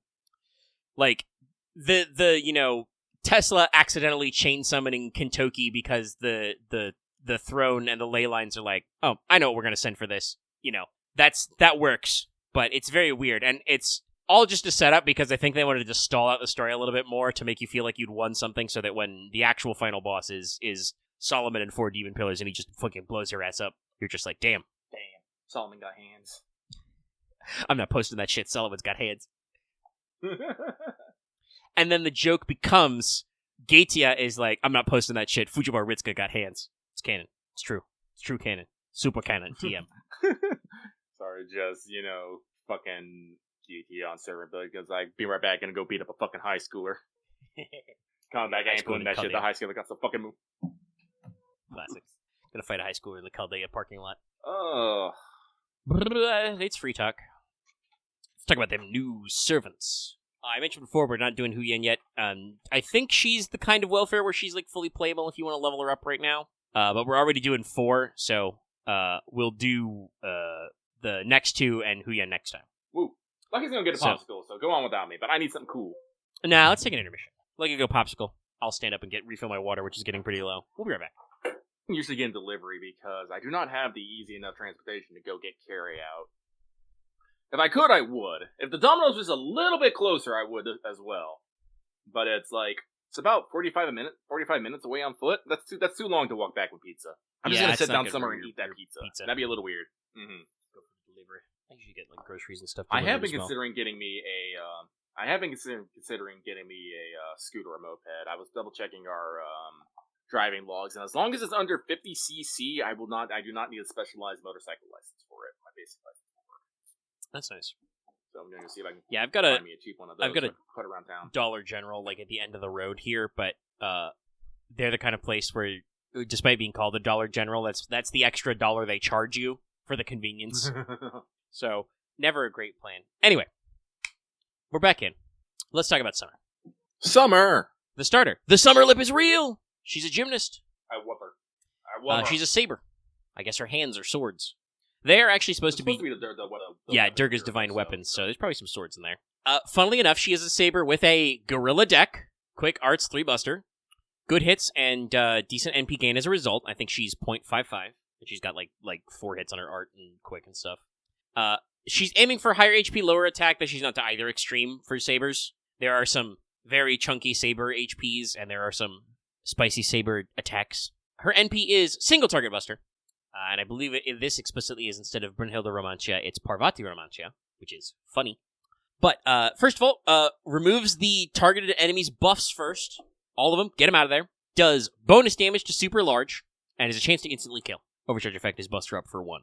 So already a pretty straightforward but good NP. Just strip all buffs on the hit. Great. Does that first, so you can just slurp up, invincibles and other hard defenses. It just occurred to me, we do have all 3 parts of Lip summonable. Yeah. I think she's the only one. Because KP has Tiamat and 2 others. The thing with King Protea. First, what King Protea is technically just all Earth Mother goddesses, which includes Tiamat as the archetypal one. True. One of them is Titania, but not like the Shakespearean Titania, as in just the Greek word he used, which is daughter of a Titan. Yeah. And then I think her third is technically Airavata? Yeah. Which we kind of have because he's in Indra. But Melt is we don't have any of those. Yeah, well, as far as Vati is another aspect of yeah, Saraswati can be a different depending on a different face of Parvati, Durga, Kali, but it doesn't have to be, and also would probably be a different character. No, I was actually I don't remember I think I was researching this when I was looking up Durga and Kali and all that stuff. FGO took some liberties with that legend, but shit's fucking weird over in the fucking yeah, so this is the thing that's always a little tricky about it, because India and Hindu is a mythology because it has a history going back a very long time, but also it is an actively practiced religion. Mm-hmm. So there are modern being practiced sects of these things. So a lot of it comes down to what region your religious and historical background is from. I think when I did the Durga one, the best way I talked about it is that the biggest one is the idea that basically Durga has she is a goddess with 10 phases, one of which is Parvati, and several of which are just the scales that lead towards Kali. Yeah, no. So sorry, it was just one of those thoughts that you were talking about when her lips NP was Parvati mouth. I was all oh wait, no. Yeah, that's true. We do have Artemis, but also we have oddball Artemis. We have Artemis in an Orion hat. But yeah, we don't have a straight up Saraswati. And while we do have some Leviathan influence, it's as a different part of Melt, funnily enough. Though if they wanted to give Leviathan or Wotan the Vritra treatment, I'm okay with that. Sorry, my brain just went to can I sing a version of Witchy Woman that is just Water Woman? Anyway, you think of that Filk song cover chant. Saberlip. Remember how I said before that summer we get to do funny stuff with skills? So immediately we're already doing some wild shit with Summer Lip's first skill. So it is a 20% NP for all of their party members, a 20% battery. It's a taunt. It's a classic taunt. Gives her 10% attack up when she's hit for 5 times 3 turns, and the 10% is for 3 turns. But also gives her a new damage absorb buff for 1 turn for 50 to 100% of damage as healing. I can only assume, the wiki phrases this ambiguously, but I can only assume it's her damage output, so she heals between 50 to 100% of the damage she deals in a turn to herself. I've seen some shit. I've seen her taking fucking Gaetia's MP from part 1. Yeah. And heals through it. It's a little fucking crazy. So it's a strong one. Second skill is the classic Trash and Crash. 20-30% buster up for 3. Ignore defense for 3 turns. Gives her a 1-time during 3 turns. 70% chance to inflict stun on attack. So basically she only gets 1 stun in the 3 turns, but it's a 70% chance, so it doesn't always proc. But it's also a 30 to 50% battery. And then her final skill is also very funny. So when you activate this skill, you pick an ally. If you do not pick Lip, the targeted ally gets a Prince on a White Horse buff for 3 turns. This gives them 50 to 100% crit up, 10 to 20 stars per turn, huge star absorption, and also gives them 10 to 20 stars right then, and defensive class advantage against 7 knights. Turns them into a ruler for 3 turns. If you pick Lip, she gives herself the Brave Princess buff. Rad. So think about all this funny stuff there. That means that she gets 20 to 30% NP damage up for 3, 10 to 20% NP per turn, a one-time 3 turns Guts, only for 1 HP, but it's still a Guts, a one-time 3 turns debuff immune, and increases her instant death resistance by 50 to 100% for those 3 turns. So it's a very strong support buff, or very strong self buff. She has unique little icons for this, by the way, as well. For passives, she has Magic Resistance B, for more debuff resistance, Independent Action C, for a little bit of crit, PresCon C, in case you forgot, Lip has Presence Concealment. I believe the lore is that her taunting effect, the masochistic constitution and stuff, it just means that her presence concealment doesn't usually matter, but it's there. She has God Assassin C for even more, a little bit of debuff resistance and stuff like that. She also has a unique passive, a new one, for 2 stars per turn and a further 10% crit up. So seems like a great unit with some diverse plays, lots of new tech and great utility. Supreme tanking ability with her damage absorption trick, and the taunt, a very unique way to handle hard defenses, I guess, to just be heal through it. And obviously, her NP will always have a use because it is a single target Noble Phantasm that strips buffs first. There are a decent number of units which do that, but all of them have some utility just because strip buff first is so useful. It's so useful. What's that? You have an Invo? No, you don't. Evade? No, you don't. Yeet. Purge defense? Nope. Guts? Mm-mm. Get out of here. But also, like I said, she has strong team utility potential with, you can put that Shining Prince buff on somebody and they get a huge stonks of crit. Stonks! Seems like a very, very fun wombo combo for a lot of units on the squad. Cremild is here. She's going to summon Sharkfried and the Shark Knights, which is my new summer rock band name, my new beach rock band. Crem is a rider. She's SR. She's quick, arts, buster. Slightly below average NP gain, but good hits. She's like 4 in her quick and arts. Might be 5 in the quick. She is a rider. But she's like 0.44 or 0.45, so, a little below the median curve, but makes up for it. She's an SR rider, so the defaults aren't super crazy, but she seems aimed more for attack than more for HP than attack. Definitely compared to her normal Berserker mode, which is one of the few 4-star servants who has more attack than HP, so you know where she's weighted. Her NP is also single target buster, and it's fuck you every debuff. Gives the affected enemy 10% debuff resistance down, attack down, defense down, all 3 card resistant types down. These are separate, by the way. Crit damage and crit chance down for 3 turns. And also gives them 200 damage for 3 turns of curse, burn, and poison. Fuck you, get debuffed. Overcharge is bonus damage versus lawful enemies. This is going to be a recurring theme this summer as well. Her first skill is a 2 hits, 3 turns invul, 3 turns of 10 to 20% buster arts, and NP gain up on herself. So a hard defense with some comprehensive buffs. Her second skill is literally Shark Charisma. And it's a skill you get when you unlock the Shark Ascension. We're all in on this thing. We are Shark Week. But it's 10 to 20% attack up for team, a 30 to 50% crit up for chaotic allies.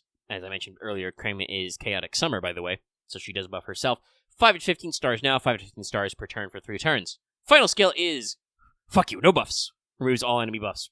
Your buffs, remove them. It is also a 20 to 30% battery on herself, and a 20 to 30% NP damage up for chaotic allies for 3. Passives are just Magic Resistance B and Riding EX, so that one quick card hits really, really strong. Not exactly groundbreaking, but a very solid package. Lots of support for teams who are chaotic. Obviously, you've got a lot of room there to lean on your additional buffs. And, you just got that random debuff stuff going on there. Seems like there's a lot of synergy potential here. Her NP also triggers, damage over time. So if there are guys you have in your back row who really need an enemy to be burned, poisoned, or cursed before you hit them, she can put that state on them. And like I said, has a lot of team synergy. Summer Shiki, though, is probably our big surprise for summer. She's an SSR Moon Cancer because she is a fake rabbit. Literally, one of her passives is existence outside the domain, fake, not real, not from the moon. But she's high HP, low attack. Pretty what you expect from Shiki. QQ, good hits, lower NP gain as a result. She's I believe 0.41. She has the old switchy NP. She can be AoE or single target arts depending. But the NP is basically the same both times, so we can talk about it right now. It does bonus damage to the Heaven attribute. It has a chance to instant kill. It gives the party 10% NP refund, which on arts is pretty crazy to just give the whole team 10% refund.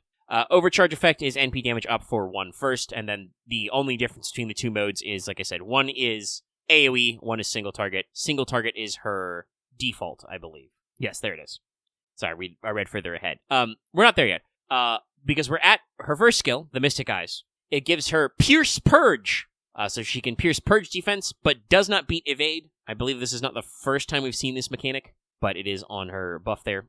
It does this for 3 turns. She gets 20-30% arts up for 3 turns, and she gets a big instant death chance buff. It's 100 to 200%, basically tripling the chance that her instant death will proc. And also, you get 10 to 20 stars. Her second skill is the Switch. Basically, when this comes up, you get a dialogue option to pick, and you will pick either Sunlight or Moonlight. She has a permanent buff, which is either called Under the Sun or Under the Moonlight. Sun version is the single target version, which is the default. The Moon is the AoE version. When you activate this skill, it removes the opposite buff, which is normally unremovable, so you don't have to worry about enemies somehow fucking up your NP. They're not allowed to do that. But it also provides you 30 to 50% battery and 500 or 50 to 100% buff removal resistance for 3 turns. So basically, you can instantly, slap her with a 50% charge CE or put her with a single Castoria. You can immediately juice NP, swap C to the which one you want, kill. And her third skill is different depending on which mode you're in. Both versions give her 20 to 30% attack up for 3 turns, but if you're in Sun, that's 30 to 50% crit up for 3 turns, a 2k to 3k heal, and -1 turn skill cooldown. Moon is 23% NP damage for 3 turns, a 2 hits 3 turns invul, and +2 overcharge 1 time 3 turns. Passives are magic resistance A, so her debuff resistance is pretty good. Independent action EX, crazy high crits. Presence concealment D, and her fake existence from the domain. So she gets 5 stars per turn, which is more than usual, but also it sets the flag for Sun by default, so this is the trait that makes it so that she has her Under the Sun buff starting out all the time. But also, if you're in Moon mode, this gives you 6% extra damage on each card type. So, not going too crazy, but still having some very unique flow, some very fun mechanics here, and you have some interesting potential, If you're in Moon mode, that seems better suited to spam AoE NP for farming. But if you're in Sun mode, that's got some different tricks that, some longevity there, increasing her overall crit chance for, follow-up turns and stuff. 3k self-heal kind of a thing.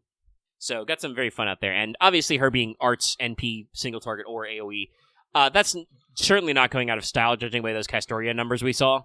Most popular for, 5 years. So, yeah. Very good unit selection here. And then, move on up to Summer Miyu. Probably not an out-of-nowhere surprise, like he and I both said earlier. We did just have a summer event where, all 3 of them were shown together, and Miyu was the only one of the trio that did not have a summer ult. So she does now. She is a Lancer, because she has a bug net, obviously. She is QQAA, seems aiming for higher attack, lower HP, slightly up on hit, slightly lower on NP gain. Her NP is AoE Arts, buffs damage versus evil first, based on overcharge, charges all allies NP by 10%, and if they are an Ilia ally, a further 10%. Note that the Ilia trait, which did already exist because of Chloe's rank up, is very literal. It is literally just Prisma Ilia, Summer Ilia, Sitonai. Her first skill is 20-30% arts and quick up for 3, a 3 times 3 turns debuff immune, and 1k HP per turn. The wiki did not have a duration on that heal when I checked. I would assume it's 3 turns, but it could be 1k forever. I don't fucking know. It's summer. But her second skill is a 20-30% battery. It's a further 10% battery for each Ilia on the field. This includes enemy slots, by the way. It just says on the field. It's also a 10 to 20% NP damage for the team for 3, and a 1 time 3 turns 50 to 100% buff removal resist for the team. Lots of debuff immune and lots of buff removal resist in this year's summer. Her final skill is 2 hits 3 turns invul, also very popular this summer. A 20 to 30% NP gain for 3 turns, 30 to 50% star gen for 3 turns, and makes all allies and enemies except herself Ilia for 3 turns. This skill is literally called Iliaism. So on the one hand, that really turns on her kit because it means that she can regenerate a lot of NP and give your whole teammates, regardless of their actual trait affiliation, extra percentage. But also, this is why I made the joke of, she isn't a berserker? Just hallucinate all enemies are Ilia. For passives, she has magic resistance B, a special territory creation A, so she has a small arts up, it's 6%. But also, if an Ilia is on the field, she gets 10% crit up. And she also has her passive for 5% battery per turn. Again, not breaking the bank here, but a very funny addition to the Prisma team. She synergizes obviously well with regular Ilias. She synergizes with normal Chloe, Archer Chloe, because she has the ability to get extra stuff if there's a Ilia on field. And you can just throw the trade around for weird combos. It's like doing that weird shit with Romulus Quirinus and the Roman trait, because he can just do some wacky wild shit by just making everybody Roman. So now you can make everybody Ilia, so there's some weird things you can do there. And like I said, there's a lot of utility in all these summer servants these years with this year with like I said, hard defenses, buff removal resist, debuff immunes and stuff like that. And so we'll see if this trend continues with Tiamat and Crane. Won't that be cool? That'd be super cool. But that's our new servants. Like I said, we'll do Huian, Tiamat, and Crane next week. And honestly, well, that's a pretty full show. I don't have a lot in the back half written down.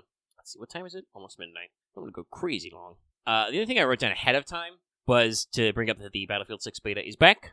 I know I said what dates it would be back, like, on the podcast, but somehow I said it out loud and didn't realize that the 14th was, like, a Thursday.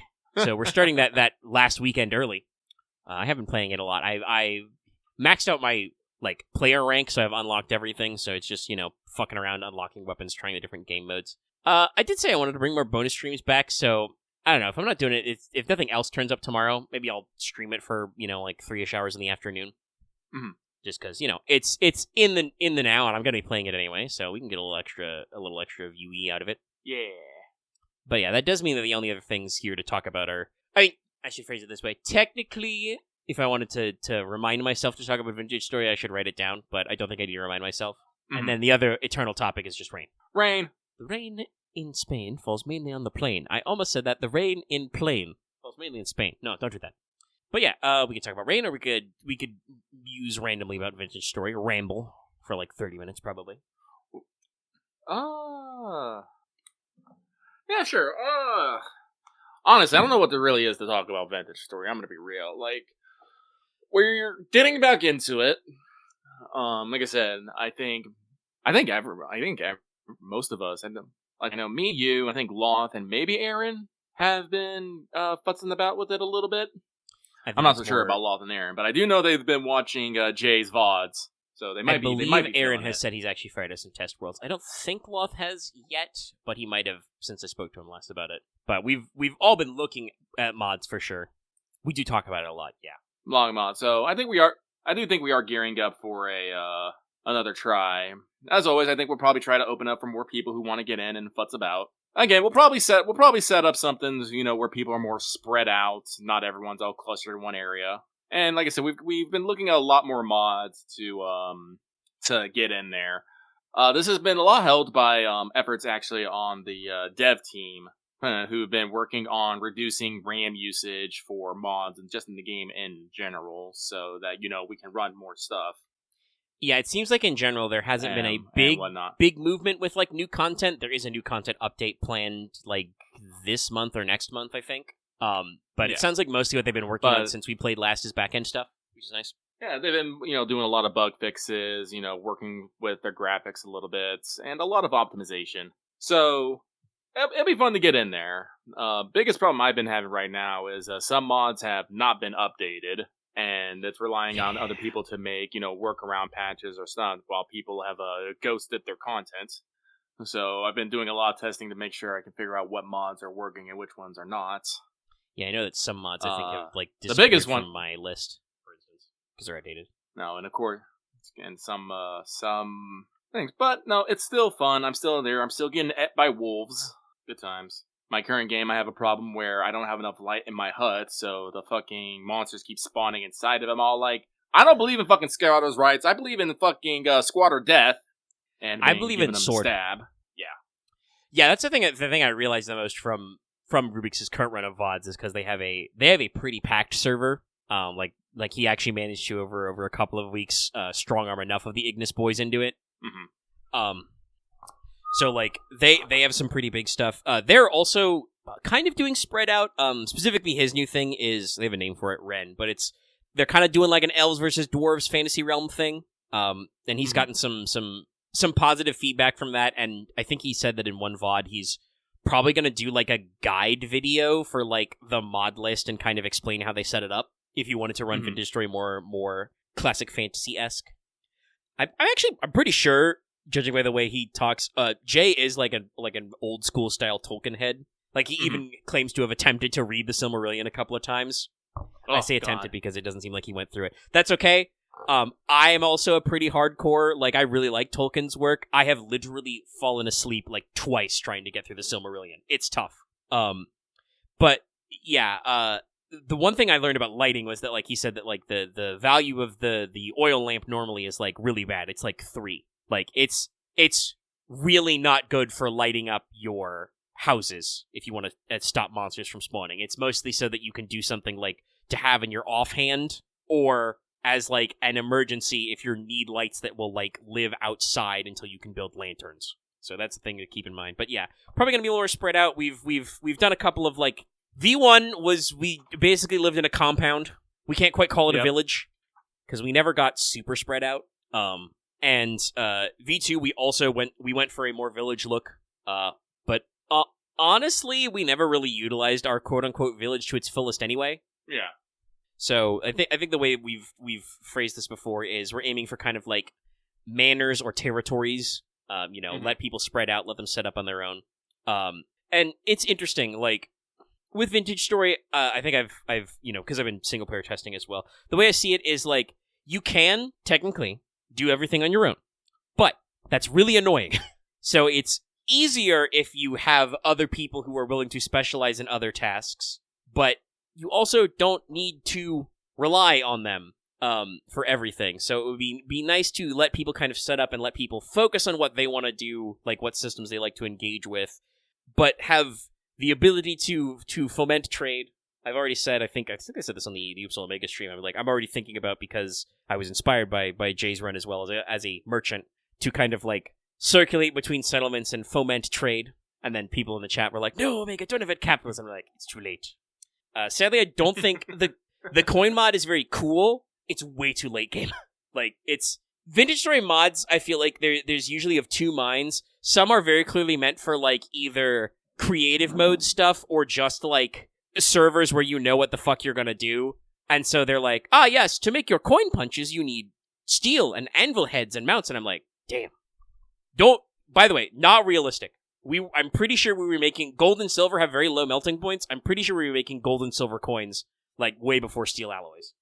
But there is a whatchamacallit, like Vimconomy, I think, is one example of a way to build like player facing stores. I have that installed, but I've not really played around with it because obviously I don't have anybody to test it with in single player. But I can at least look at how the rules and materials requirements for it are. Or we could always just trade gears on the honor system. It's just that I think some of the stuff, like I said, to test. But Vimconomy at least would allow you to set up like shop stalls and like registers. Well, no, we just use gears, which is the already the built-in economy. But like the Vimconomy mod would let you set up shops that can collect income while you're out, which I think would be interesting. Mm-hmm. And it does have like built-in anti-thief protections, basically, so you don't have to use like the multiplayer claiming system. It's just like people can't steal your shit. So that might be a way to do it, but like I said, I need to test how easy it is to build some of those things. But yeah, we've been testing mods and stuff, testing out a few different things. Some stuff we see is fun. Some of it's just more interesting. Like, better traders, better ruins is just like feels required, because both those like ruins in Vintage Story are cool. The people who designed some of the meshes and the builds for better ruins are crazy. I was talking about this before we started. I found like an abandoned like mine head, I think. Because it's got like a metal rail system and like piles of gravel outside and stuff, and it was just like a really neat build. Okay. And there's some other really good ones. So like just cool things to explore and steal loot. Sadly, even at the backpack level, because I happened to settle in an area with some limestone, so getting to leather was not hard. It just is tedious to grind querns. But even at the backpack level, it's fucking, you cannot carry everything you can find in better ruins in one man. It's not gonna fucking slots. That's why I was interested in sleds, but like I said, I need to double check the recipe, but it did not work when I think I assembled it correctly in my single player, so I need to like double check on that. Because I think that sleds and carts and stuff, that mod, Cartwright's Carts, also lets you add like wheelbarrows to move some stuff. That could be interesting to make some transit. There is a mod for, like, railroads and airships that's interesting, but might be a little too complex. But I'm like we said, testing out stuff personally, both new mods and also just reminding myself how to do shit. Mm-hmm. get and also familiarizing myself with just like world state stuff, where it's like, to test, I like cranked up like world deposits up just because it would suck to wander around on my own for like 5 hours and not find copper. But I'm also like definitely would not want this for the server, because that just means there's way too much fucking clay, peat, and quartz. Because it's the deposit rate is everything. So it is interesting to keep track of those kinds of things. But fucking around, finding stuff, checking out plants. Like I said, there's a few mods that got dropped. Like I think the brewing tea mod I had has gone off. There's the one mod I'm interested in exploring more is lion soap. Just because that seems really interesting. But basically what it adds is you can now burn wooden logs into wood ash. Wood ash you can use to make lye by mixing it with water. This can substitute for lime water for tanning, for prepping hides. But also, if you mix it with animal fat, it becomes bars of solid soap, and the soap can be used to, like, undye clothing and cloth, repair them, stuff like that. Has a few other uses. You can, like, turn it back into liquid soap for liquid stuff. And I think there might be some other small buffs. One thing that you actually used first, I saw it but did not install it right away, but Toolsmith is very interesting. Yeah, I like it. Yeah, it basically gives you kind of like a little bit more customization in building tools. You can supply them with specifically made handles and grips, which can improve their durability. It also adds a sharpness modifier to each tool, if it matters, which you can repair with whetstones, and also a grinding wheel. And I like that you can do it all in hand or in the crafting grid, but there's also, you can build a little workbench. Mm-hmm. And that kind of stuff is like very, very fun. We'll probably keep alchemy, because those are just fun, and also incentivizes you to go to all four corners of the world to find different flowers and get eaten by wolves and bears and moose. Yes, I did say eaten by moose. Fight me. Or don't. Moose will eat you. It's true. They'll certainly beat your ass. There's a couple of other stuff that I've seen on like Jay's streams that I've tried out. The Fantasy Creatures mod has like a compatibility patch. Just adds some normal fantasy type mobs like skeletons, orcs, goblins. There are some big ones, like there are supposed to be like dungeon slimes. There's supposed to be dragons who are like really tough. But it adds some more guys to like the world economy. I also tried out the critter mod, which just adds lots of little small animals. The what mod? Critters. Small animals. I'll link it to you. Oh, Yeah, okay. It's got like I've seen like, first of all, birds flying around, like Okay. crows, owls, shit like that. Also small woodland creatures. I saw a hedgehog. Oh. It's Okay. not probably like necessary because like they're mostly just for ads. I don't think they like. I'll double check, but I don't think they add like a lot of like stuff you can like get up. Mhm. But they multiply. Oh, some are tameable. Here, let me. I'll drop the link to you in the secret tabletop cabal. Oh, that reminds me of something I was going to say earlier. Yeah, I was going to say, like I said, I don't know if we have a whole lot to talk about. But I did want to mention, because we're planning on seeing if there's another round of recruitment to go for Vintage Story. I was going to mention earlier, probably when we get a little closer to like testing and stuff and like thinking about mods, probably a good way to do it would be to make like a thread under the games channel. Yeah. So that we have like a public place for people to talk about it and just go in the public VC. But let me see this list. Yeah, a lot of these animals are just kind of like ambient, but apparently this the ducks it adds will lay eggs in your hen box and stuff, so you can tame. Okay. And like I said, there's just like little things it adds, like I said, you run into hedgehogs, might see snails, and if they conflict, That is very crittery. Yeah, just some extra little guys. Some of which you can probably eat in an emergency. Not a big deal, but food is there. We were talking about this before stream, where it's like, Vintage Story is cool, but it's one of those games where like your world spawn, you have to lock in on finding certain resources early. Otherwise, you're just going to be like completely stonewalled by tech progression. Yeah. You got to find some clay, and somebody somewhere has to find some fucking flax. Unless we can find some mods which broaden that, you got to find some flax. Mm-hmm. Technically, it's real nice if you can find enough surface copper deposits, but I actually got my starter pickaxe in my single player by I had better ruins installed, and I dialed down the distance between ruins, so I just dug up a couple sunken villages for bony soil and got my my copper bits that way. It works. Just sift sand. But yeah, it's a fun game, and like I said, we'll run up a server and try it out. And like I said, we're all kind of like right now in the collecting mods, figuring out stuff. Aaron was talking the other day in the Tabletop Cabal about maybe wanting to become some sort of river man. Maybe like the canoe mod that Jay's been using. Yeah, we'd probably have to get the Rivers mod, though, and I hear there's issues with that one. It's not compatible with everything.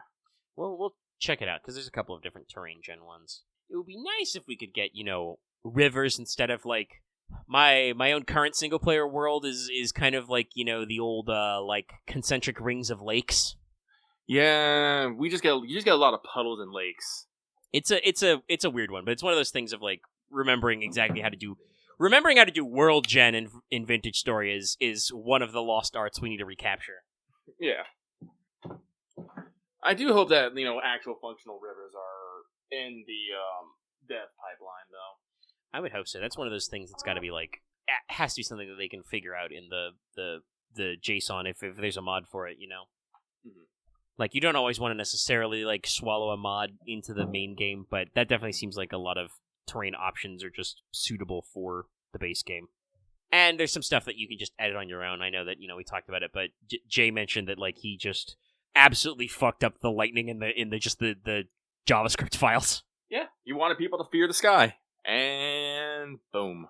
Yeah, I don't think it happened in the VOD he just put out, but I have to see. But they launched the Third Age, or the start of the Third Age. They're approaching the Age of Darkness. And apparently, Jay did something to the temporal storms. Oh, God. I don't know what yet, because I don't think it's going to happen in the VOD I'm watching, and that's the most recent one.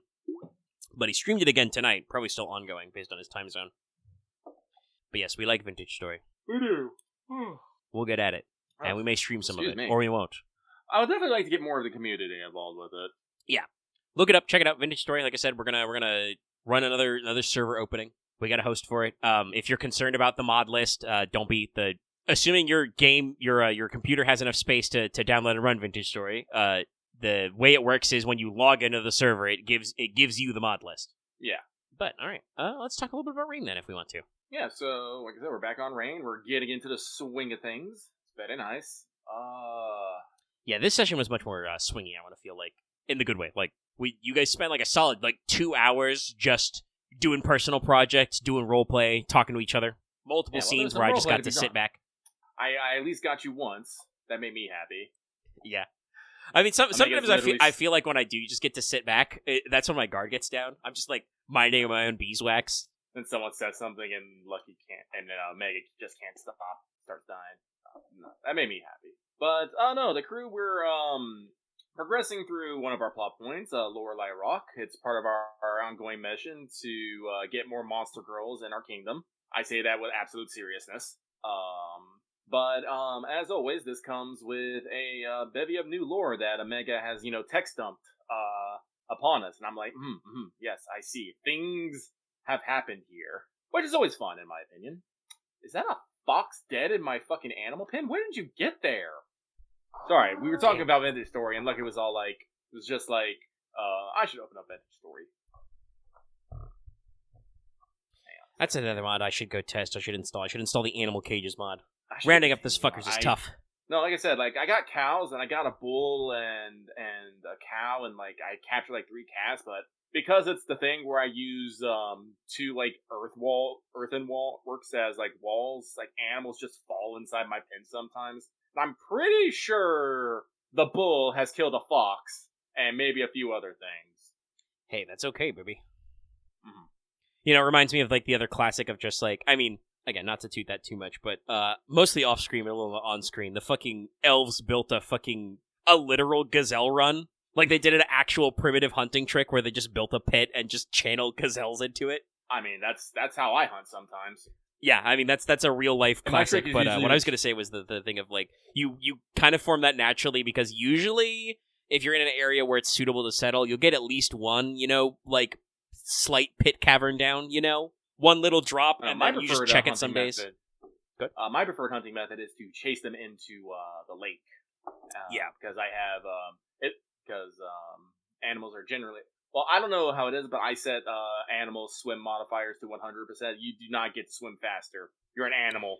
No, I did the same. That's the most... There are a lot of unhinged decisions in Vintage Story because it's supposed to clearly be, really fiddly. the default being animals get 200% swim speed is crazy. That shit's nuts. That means a water bear is more dangerous than a land bear. So no, I put that to 100, and so when they get in the water, I usually can chase them down and give them the stabbing. Also, it's harder for them to attack because they're so busy with swimming. So that's how I usually deal with the wolves and stuff. Yeah, it confuses their AI. No, that works too. That's like I ended up settling in kind of like a big freshwater lake. Like I said, I found some sunken villages. I originally wanted to live among the redwoods, like some sort of Ewok, but that spot was haunted, so I couldn't sleep there. My fucking gear would go down. So I settled on like a shoreline a little ways away. But yeah, so it's like in amongst like a bunch of cattail marshes and stuff. And sometimes the enemies are out there. And they're just standing in my fucking lake. And I'm like, all right, you've got to go. That's when I hit him with my tin bronze longsword. Sorry, I'm stuck. Yeah, no, I'm still in fucking flint stuff. I haven't got my copper going yet. I got my charcoal pit going though. I'm at 10 hours. See, I know I was supposed to be talking about Rain, but now I'm talking about stuff in this story. Lucky is very much slower in his development and his world and stuff. Like, I usually don't, like, I'm for, tech and stuff. Like, I usually make myself a nice looking hut, and, you know, I try out, like, new designs and stuff. Oh, actually, let me see, hang on, I'll probably have to do it like this, because using the... Also, hey, while Lucky's figuring it out, as an aside chat, check out the Vintage Story OST. It fucking slaps. It's full of bangers, and it's all on YouTube. Yeah, no, hang on. What? Okay. Sorry, I was trying to print screen to get fucking my little hut that I got going on here, and it did something weird. It happens. Yeah, I've experimented with a few builds. I started with a very simple house. Built some extra roofs for the pit killing and the forging. I built my first greenhouse. Because it is a single-player test, I do occasionally fuck around with server commands. I've learned, set time, you don't go back in time. You fast forward. I wanted to experiment with the spiles to get tree sap, and it was like, oh, maple trees are like, they go in like March. Okay, I'll just rewind to March. No, we fast forwarded to March. It got very cold, so I had to learn how to build a greenhouse. I have maple syrup now, but we learned not to fuck with time. It's a pretty good house design. As one should, but yeah, no, it's like, this is me. Do you know how much fucking, like, grass I had to cut down to build that fucking roof, though? Oh, so much, yeah. Thatch That's what takes up a lot. It's, like, the only roofing material for a while, because I think even wood shingles are, like, planks, aren't they? I think so. Well, you can fire up clay shingles, like, pretty fucking fast, but, you know, you need clay for that. Yeah, you have to have clay, and it is still a, like... You can fire up a lot in one pit kiln, but it's still also labor-intensive. It's just, do you want to sit there and, like, stack up the dozens of shingles you need to make enough roofing? Or do you want to cut enough grass to make enough thatch? You decide. But, I'm usually a lot more slow in my development. Like I said, I am gathering stuff for, like, copper and stuff, but I'm at, like, 10 hours, and, you know, I'm just now getting my kiln in. Like, I've been doing a lot of wandering around, trying to find stuff, getting things set up. I do a lot of terraforming. Like, you can't see it on the map, but I've actually been terraforming the lake around here. I'm making what I like to call Uncanny Valley, a place of too many straight lines. It's like, why is the entire beach exactly 6 square wide? And I'm like, it's how long I wanted it. Yeah, that's like my single player setting is definitely for my consumption. I know that possibly several other people would not be happy if they saw it, because, like, I've just kind of, like, added extra land in one of my lakes, taken some land out of my lake. I got tired of guys shooting me, so I stole some bamboo because it grows super fast, and just built a lot of bamboo fences, including a little bit of a lake fence, like a water fence. You know, Lucky probably be like, I can't live here. No, my fences around my house are super chaotic. Also mismatched. I have some aged fence that I stole from a village of the ancients that I started to fence in my forge, and then I ran out of that, so the rest is bamboo. I could even it out. I have the materials. It's just, like I said, I have focused a little more on progress. I did find some pretty good veins early on once I got my first copper. So, like, metallurgy went by pretty fast. Oh, that's fine. Like, I think I had like 10 hours on iron. I'm nowhere close. I haven't got my copper up. I don't even have my forge up. I have like 3 holes on my beach where my fucking pit kilns are. But on the subject of rain, like I said, we're finally getting done to Lorelei Rock. Like I said, I think way back, I think I expressed an interest in, getting ways to get, other kindred races to, hang out with us. And I don't know if the Mega's like directly like leading into that with that, but there is potential there. Like I said, he's talking about Lorelei Rock used to be, a Mer community, and we gotta go clear it out from the Sea Devils. The Sea Devils. We got an actual dungeon run coming up. It's gonna be exciting. Like I said, this is after we went topside. No, I was gonna say, I think you expressed early enough the idea of being like, it would be neat if we could hang out more with the kindred tribes. Oh yeah, like fairly early in the development, and so yes, I definitely at some point either that paralleled ideas I already had, or it was early enough to influence that I've mentioned before that like I imagine at the hypothetical war table there's a like quest line for every kindred that you guys can discover and work on out there. God knows we've talked about them enough. No, so I am excited for that. But you've already pre-shared the map, which is going to be interesting. I'm expecting combat, and I'm expecting surprises. Oh, the fucking Harpy quest line is probably going to have us go into the Media's Mountains. Yeah, you probably have to actually... You've gotten some sideshow from there, but you'd have to actually go to some Harpoonia settlements, some nests. They have them. And you'd have to think out a place for them to go hang out, but keep investigating. That's one of those things I wanted to ask Kaleno before she left our service, but it's just one of those things that been so fucking busy. Oh my god. You guys are busy. So busy, constantly doing something. I mean, that's kind of the point of the game, is that, like, you guys have downtime, but also your quote-unquote downtime is because you're, I'm pretty sure, like, once we get done with this... Good? No, I'm pretty sure, like, once we finish Lorelei Rock, me personally be like, all right, we're not doing anything big for the rest of the month. Do your downtime actions, and then we're going to Summer 1. Give me the month. Let me do something or do nothing. Yeah, that is kind of the beauty of the system. I was going to say is that, like, you don't have to be busy all the time, and I think that will be good to actually, like, lock in and like develop stuff. Oh yeah, no, because the book even talks about it. Like, some months you don't have to do anything. You can just say what your company is doing for the month and just move on. And while I expect we're not going to necessarily do that, we're probably going to try and do at least something every month. I have no idea what we got planned for Summer 3, but who knows? Maybe that will just be our fucking Hot Springs episode or Beach episode. I don't fucking know. But yeah, no, the game's straight up like, it's like you don't have to do like day by day progress. And I'm like, yes, I would like to reach that point. But there's also the other half of it that you guys are portraying fictional characters, which means that, like, no matter what you're doing, there's a certain amount of character stuff to be done, Like, it can be, what's the right word? It's demonstrative for you guys to what you do in your downtime with your time off, that's also characterization. So I can understand how, like, even when you're taking time off, the game can feel very packed. Yeah. But also, the macro micro switch is something that gets, like, bogged up and down. Like, we had a lot of micro with the fog veil. We had a little bit of macro before that. Like, that actually we did chew through that month prior pretty well. And now we're like little bit of macro, big micro, big macro. We will have to keep the joke up that Nikola doesn't get his vacation though, even though he can literally take his vacation. Actually, I think he does have a mission set about his vacation, so he'll probably get that in there just because it'll be good to scratch it off his list. But we'll have to fight him for it. Yeah.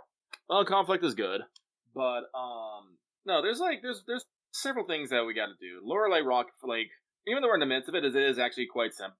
Like I said, you did give us a lot of lore and story, but I don't think necessarily a lot of it is actionable intel at the moment. It's very neat, it's very fun, and who knows? But like I said, nothing. I don't think anything necessarily there said, aha, this is how we get the Mer to move back in. We do these steps exactly. Yeah, right now, it feels more like we're in a... It's funny, because technically, you guys could have done this at almost any point earlier since you guys got back. It just got, kicked down the road a couple of times. But this really is the whatchamacallit, the world-building phase still. Like, it's a lot of, like, hey, there's a fuck ton of history in this world, You guys wanted some kind of, like, relics of ages past type vibes, old mysteries to uncover. So, like, a lot of it right now is just the early phase of, like, okay, humans haven't been here for several hundred years. we personally have never been here. So, what happened here? What was the deal here? And it's like, well, a lot of it's really fucking old, so it's hard to tell. But here's what you got. And then hopefully that gives you kind of the early framework you need to, like, set up so that, like, when you guys actually talk to some Mer, somebody can be like, yes, we recalled from our histories that this, and this happened. Once. This is why I keep asking for Dex documents now, so I can just reference them later. Yeah. It's very important. Once, Man and Mer shook hands at this very spot. Will you once again shake hands with me? Blub blub. Cool. But, no, like I said, I'm expecting next session's gonna be lot more combat, probably some more lot more rolling, but probably not any, like, well, I don't know, I shouldn't say any, there won't be any big thing. I'm pretty sure we're gonna find some stuff down there. We're gonna see some things. You guys should all be very glad there's no sand check. Yeah, this system doesn't have stability or whatever like Wild Talents does. No, there's no self-control or stability check. But after that, I do think that, we're gonna probably do some downtime stuff, like Enos and Conrad Houndon set up for the Atoll Club, unless Princess Estelle says, no, that's my thing, you can't do my thing, so I'll be like, gotta set up our Stjarna Society. That will probably take a while as well, but, preliminary work. Do gotta start, thinking of what we want to do for our expedition to the Fog Vale to meet the Veil folk. See, that's my word for them now. They're now the Veil folk. I think that's better than the fucking Veilmen or Fogmen. Veil folk. Sorry, I'm just kind of nodding along sagely. Yes. I slurp. Oh, actually, if you're talking about the treasure item, no, I'm not going to be bringing any treasure. No, what we're going to bring useful items, like weapons of good steel, maybe, some good drink. Trade items. But no, I think actually talking about things you find in Lorelei Rock.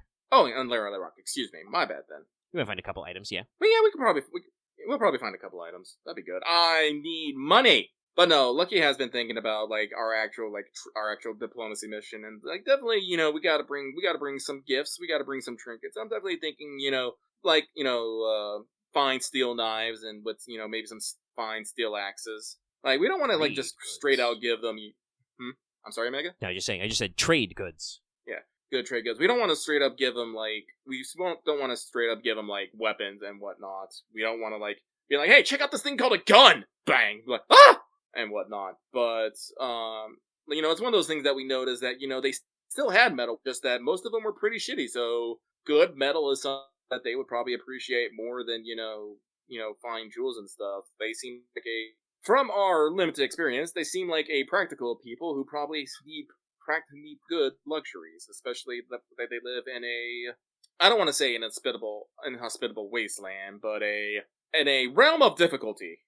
I mean, you can make certain blends of steel that are more resistant to corrosion. I even talked about that with one of the old swords you found. But you can't, like, stainless steel requires chromium. I'm pretty sure that was like a 19th century, like, refinement.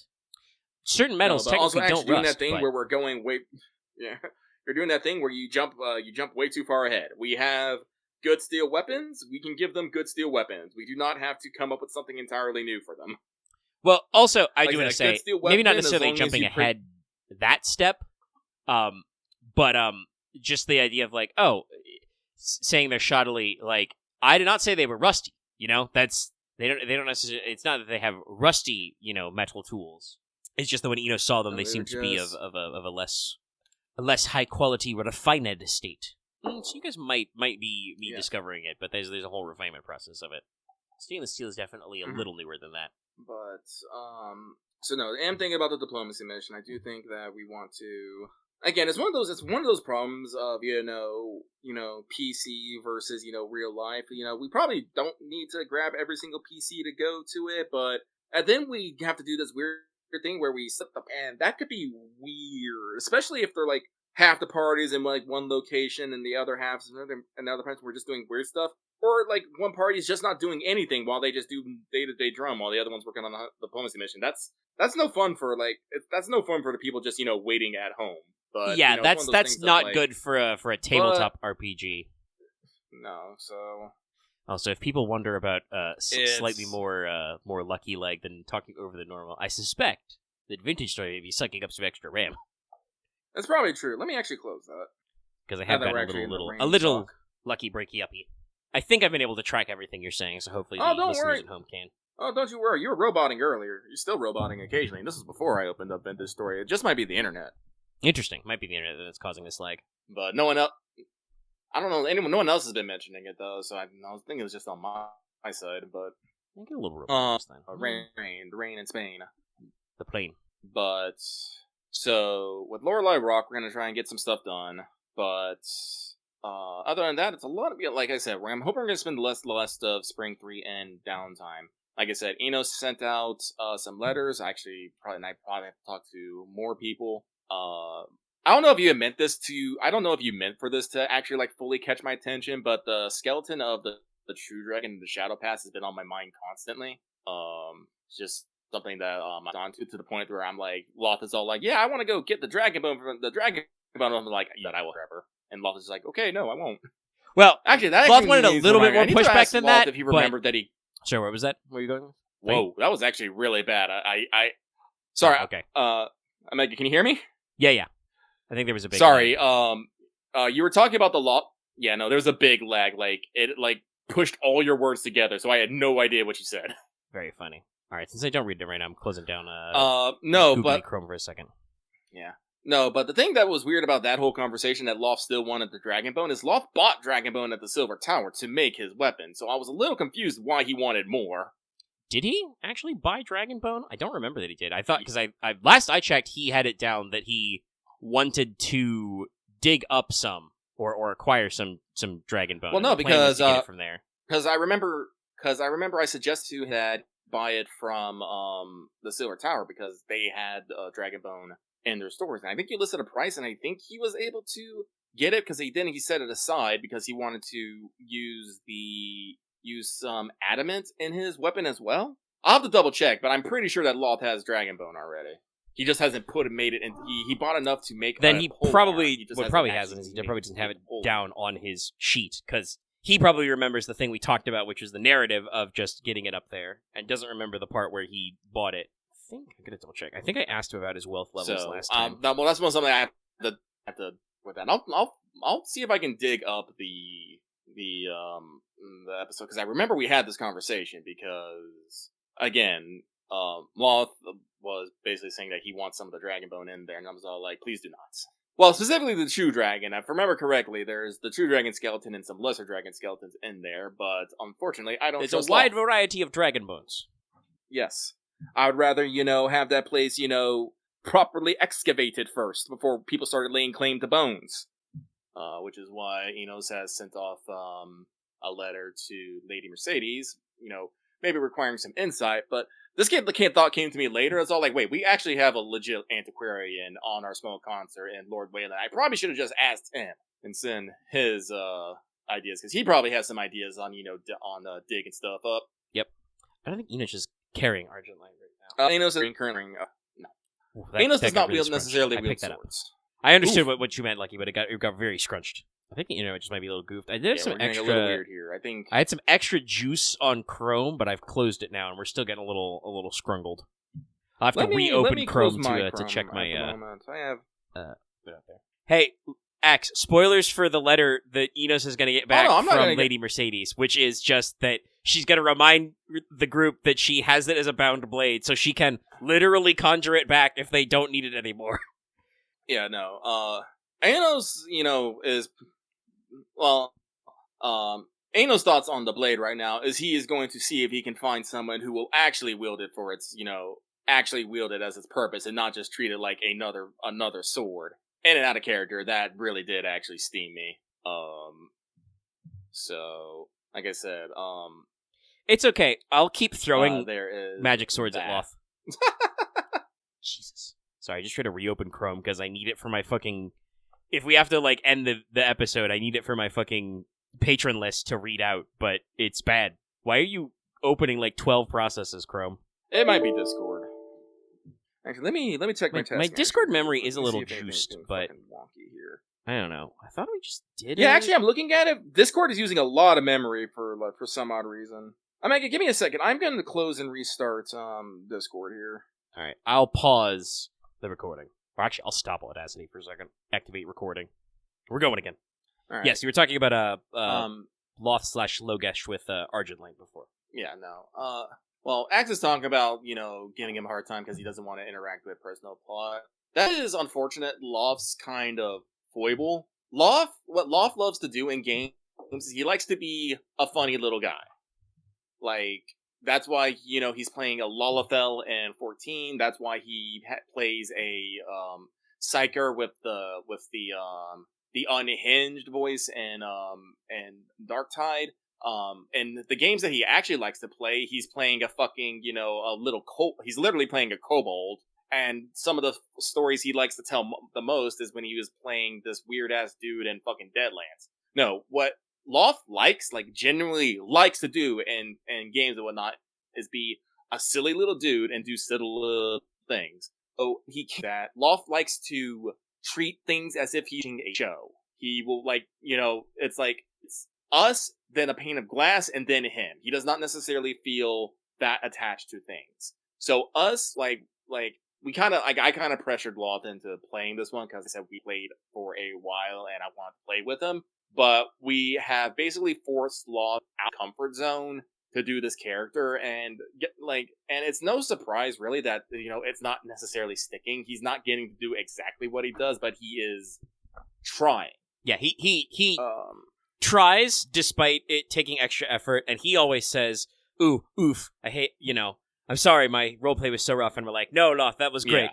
No, so it's one of those things of yes, no, he does not engage with the story as much as, one would want. I would definitely like him to, be more invested. We never talk about Loth's dead parents. Ever. We've never talked about it.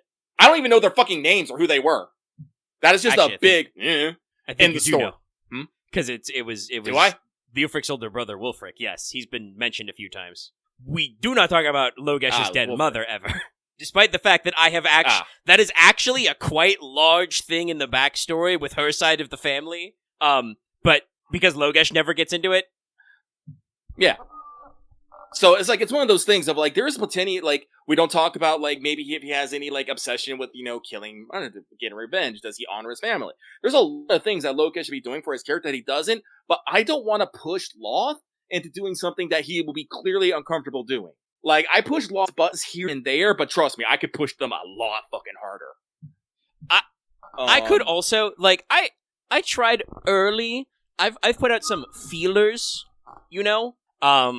starting the early story with, the succession question, and I did put Logesh up as, a legitimate claimant. There was room for argument there. Yeah.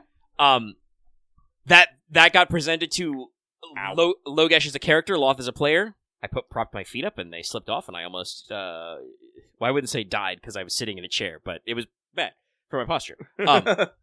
Threw off my groove. But no, I put out those feelers, and I feel like Loth as a character or Loth as a player and Logesh as a character. Yeah, that's his secret. Logesh is the man, Loth is the character. But he was immediately like, "Nah, that shit's stupid. I wouldn't want to be Marquis." Except he kind of wants to be. He wants to be better. He wants to show up the team. No, like I said, in a rivalry way. But he doesn't actually. That's the other thing. Loth says he wants to do things, but he has no idea on actually how to do things. So the problem with Loth is when he doesn't know or understand how to do something, he doesn't say anything. He just sits. And it's okay. Which is one of the reasons why I pushed for him to actually assume a position that would actually give him responsibilities and whatnot. And hey, it worked. Because then he has to, he had a big think about those responsibilities. No. And so it's again, it's one of those things. I want Loth to do more and be better in roleplay and tabletop. I never want to push him to the point where he is feeling stressed about it, I guess is the word. Yeah. It's the same with Axe. I know Axe has trouble sometimes, saying what he wants and, getting stuff. And sometimes I'm like, Axe, no, you have to sit down and actually think about this. I cannot just feed you the answers for something, for everything. At the same time, I'm like, Axe, if you need a moment to think, take it. We're not going anywhere. We got several hours. We can take a few minutes while you parse things. And sometimes that works, and sometimes it doesn't. The thing with Axe is with Loth, it's a little hard to tell, and he struggles through it. With Axe, it's the classic problem of just being don't be stressed. stop being stressed. And it's like, you can't do that. That doesn't work. No. Calm down. That doesn't, no. People don't vibe with that. So it's like, it's a little trickier. And sometimes we get in the moment and it's just like not to call Axe out or anything, we had a conversation before we started Fail Betrayal this week where Axe talked about how he felt concerned or stressed sometimes about how, like, just people like Dallas and Loth have EXP in the back pocket and, like, wanting to feel like they're doing more for the squad. And I was like, I tried to be like, Axe, you're going to have a way happier time if you put it out of your mind, if you can do that. It is not your concern what other people do with their EXP. There is a merit. It's discussed in the game if you guys group up EXP to, like, spend on stuff, but that truly is not your business. Well, we try to do a little more apping. It's virtual tabletop stuff is weird for me, but it's just. I'm sorry, Axe. We're not gonna be able to fucking make like a fucking Seeds cave or something. Yeah. Oh no, and it's like, and I've tried, especially lately, again with Rain, to be a little better about a couple of visual cues. We're doing props and stuff. I've mostly because it's funny. Dallas had that AI character generator thing he poked a couple of dumb examples at. I've tried refeeding NPC descriptions to that. It's still AI's still very goofy and bad. Don't trust anyone who's trying to use it for a professional level. The amount of times that generator fucks up eyes, but sometimes you get funny stuff, and like I think about like visual elements. I'm mostly a word guy, but I can work with some visuals. Actually, Axe, I have a question. We're saying role playing here. You need physical mediums. What physical mediums would help you role play a council meeting? Like, I want you to actually tell me this. When everyone's sitting around a table and we're doing, big discussions, what element there would help you role play?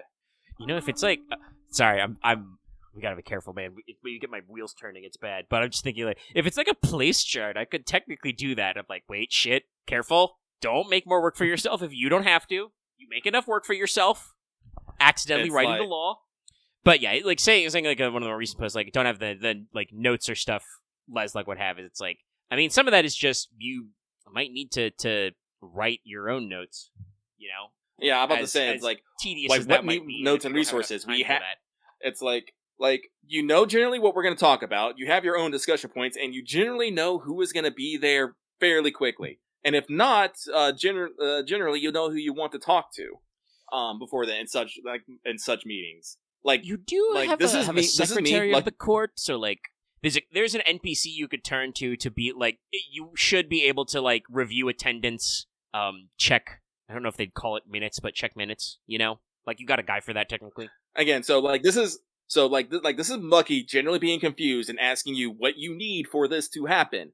It's all like what physical assets do you need to have a conversation with somebody? And for those people at home, Axe is in chat as usual and is talking about like he may need to like practice some physical note taking, like a real meeting. And I'm like, I've always encouraged physical note taking.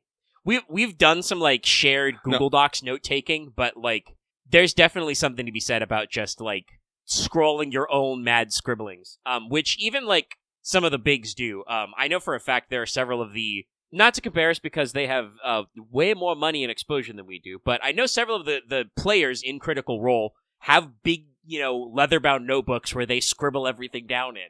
You'll fucking see them on screen, like, after Matt Mercer says something cool, just in their notebooks. And then there are other players who are just like, yes, very cool, Matt. They're all voice actors. No, see, so like, that's the thing, Axe. You're asking for like. Go ahead. Yeah. But like, see, that's the thing, Axe. You're saying you need resources, but you can't give me examples for what you actually need.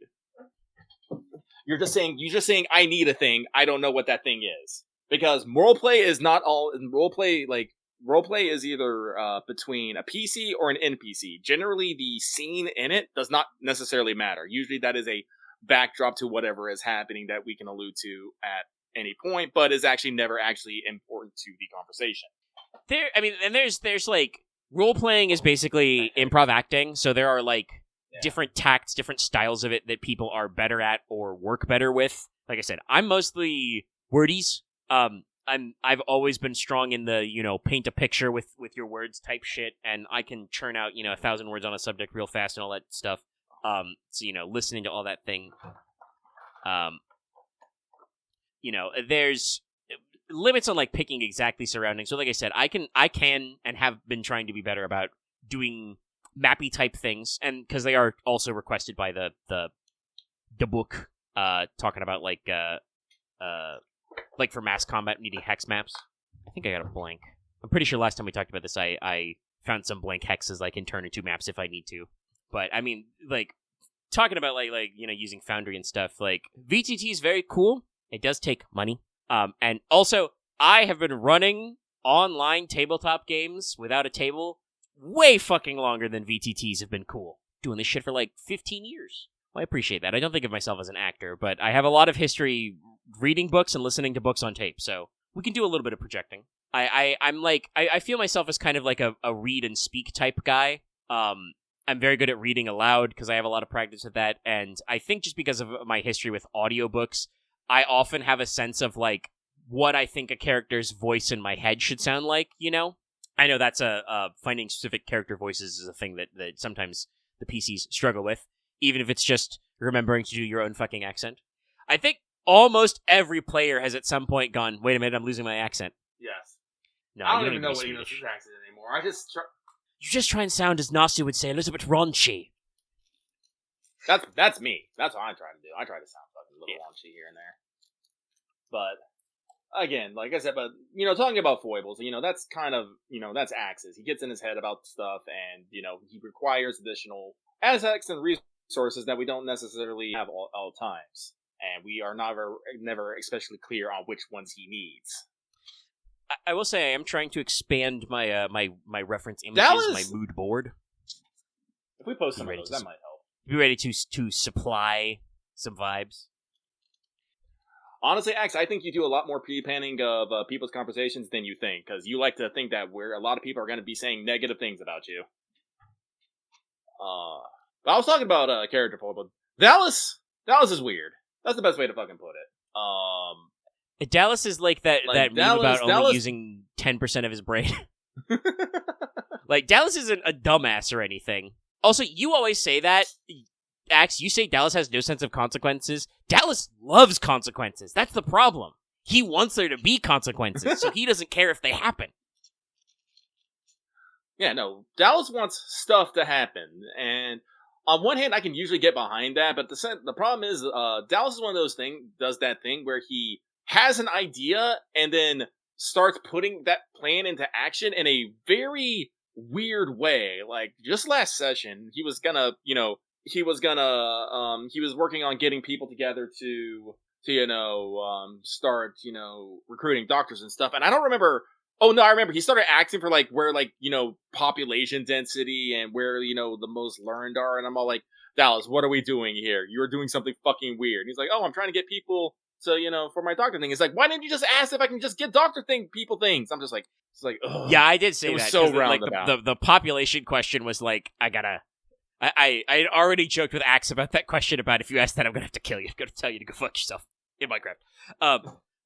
But so Dallas just stumbled into it, but it was like, no, he had a perfectly logical question. It's just that his brain's way of arriving at it. Yeah, I think Axe actually has a good analogy here, which is like he just starts the body of the email without the subject line. Like, he doesn't start the conversation with, I would like to do blah, blah, blah. Here's what I'd like to do about that. He just goes to, here's what I'd like to do about that, Omega. I have a question. And I'm like, we could have skipped a step. This could have been a single line. And like I said, this is why I like to joke about sometimes Dallas is only using 10% of his brain. Like, he has a lot of different stuff going on, has to think about other people's brain stuff. And for a couple of years he's been working on higher level education too, which can also be very, very brain stuffy. But there are times when, like I said, when Dallas is on the ball and he's focused, he comes up with some very devious solutions. And then other times it's like we said, where it's just like he starts at the back end of the question and works towards the front, and we're just like, Dallas, if you'd started at the front, we could have resolved this sooner.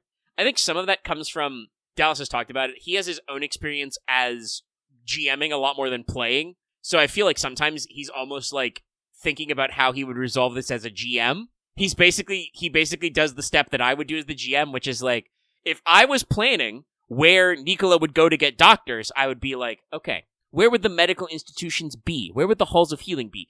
And so, instead of asking Wikipedia these questions or like, going into Google, Dallas asks me. But he's not GMing, so he could just have player character agency. He could just be like, Nicola sends letters for doctors, and I'm just like, yes, got it. Actually, shit, I think Nicola did send out those general letters, but I don't actually think he had very many specifics.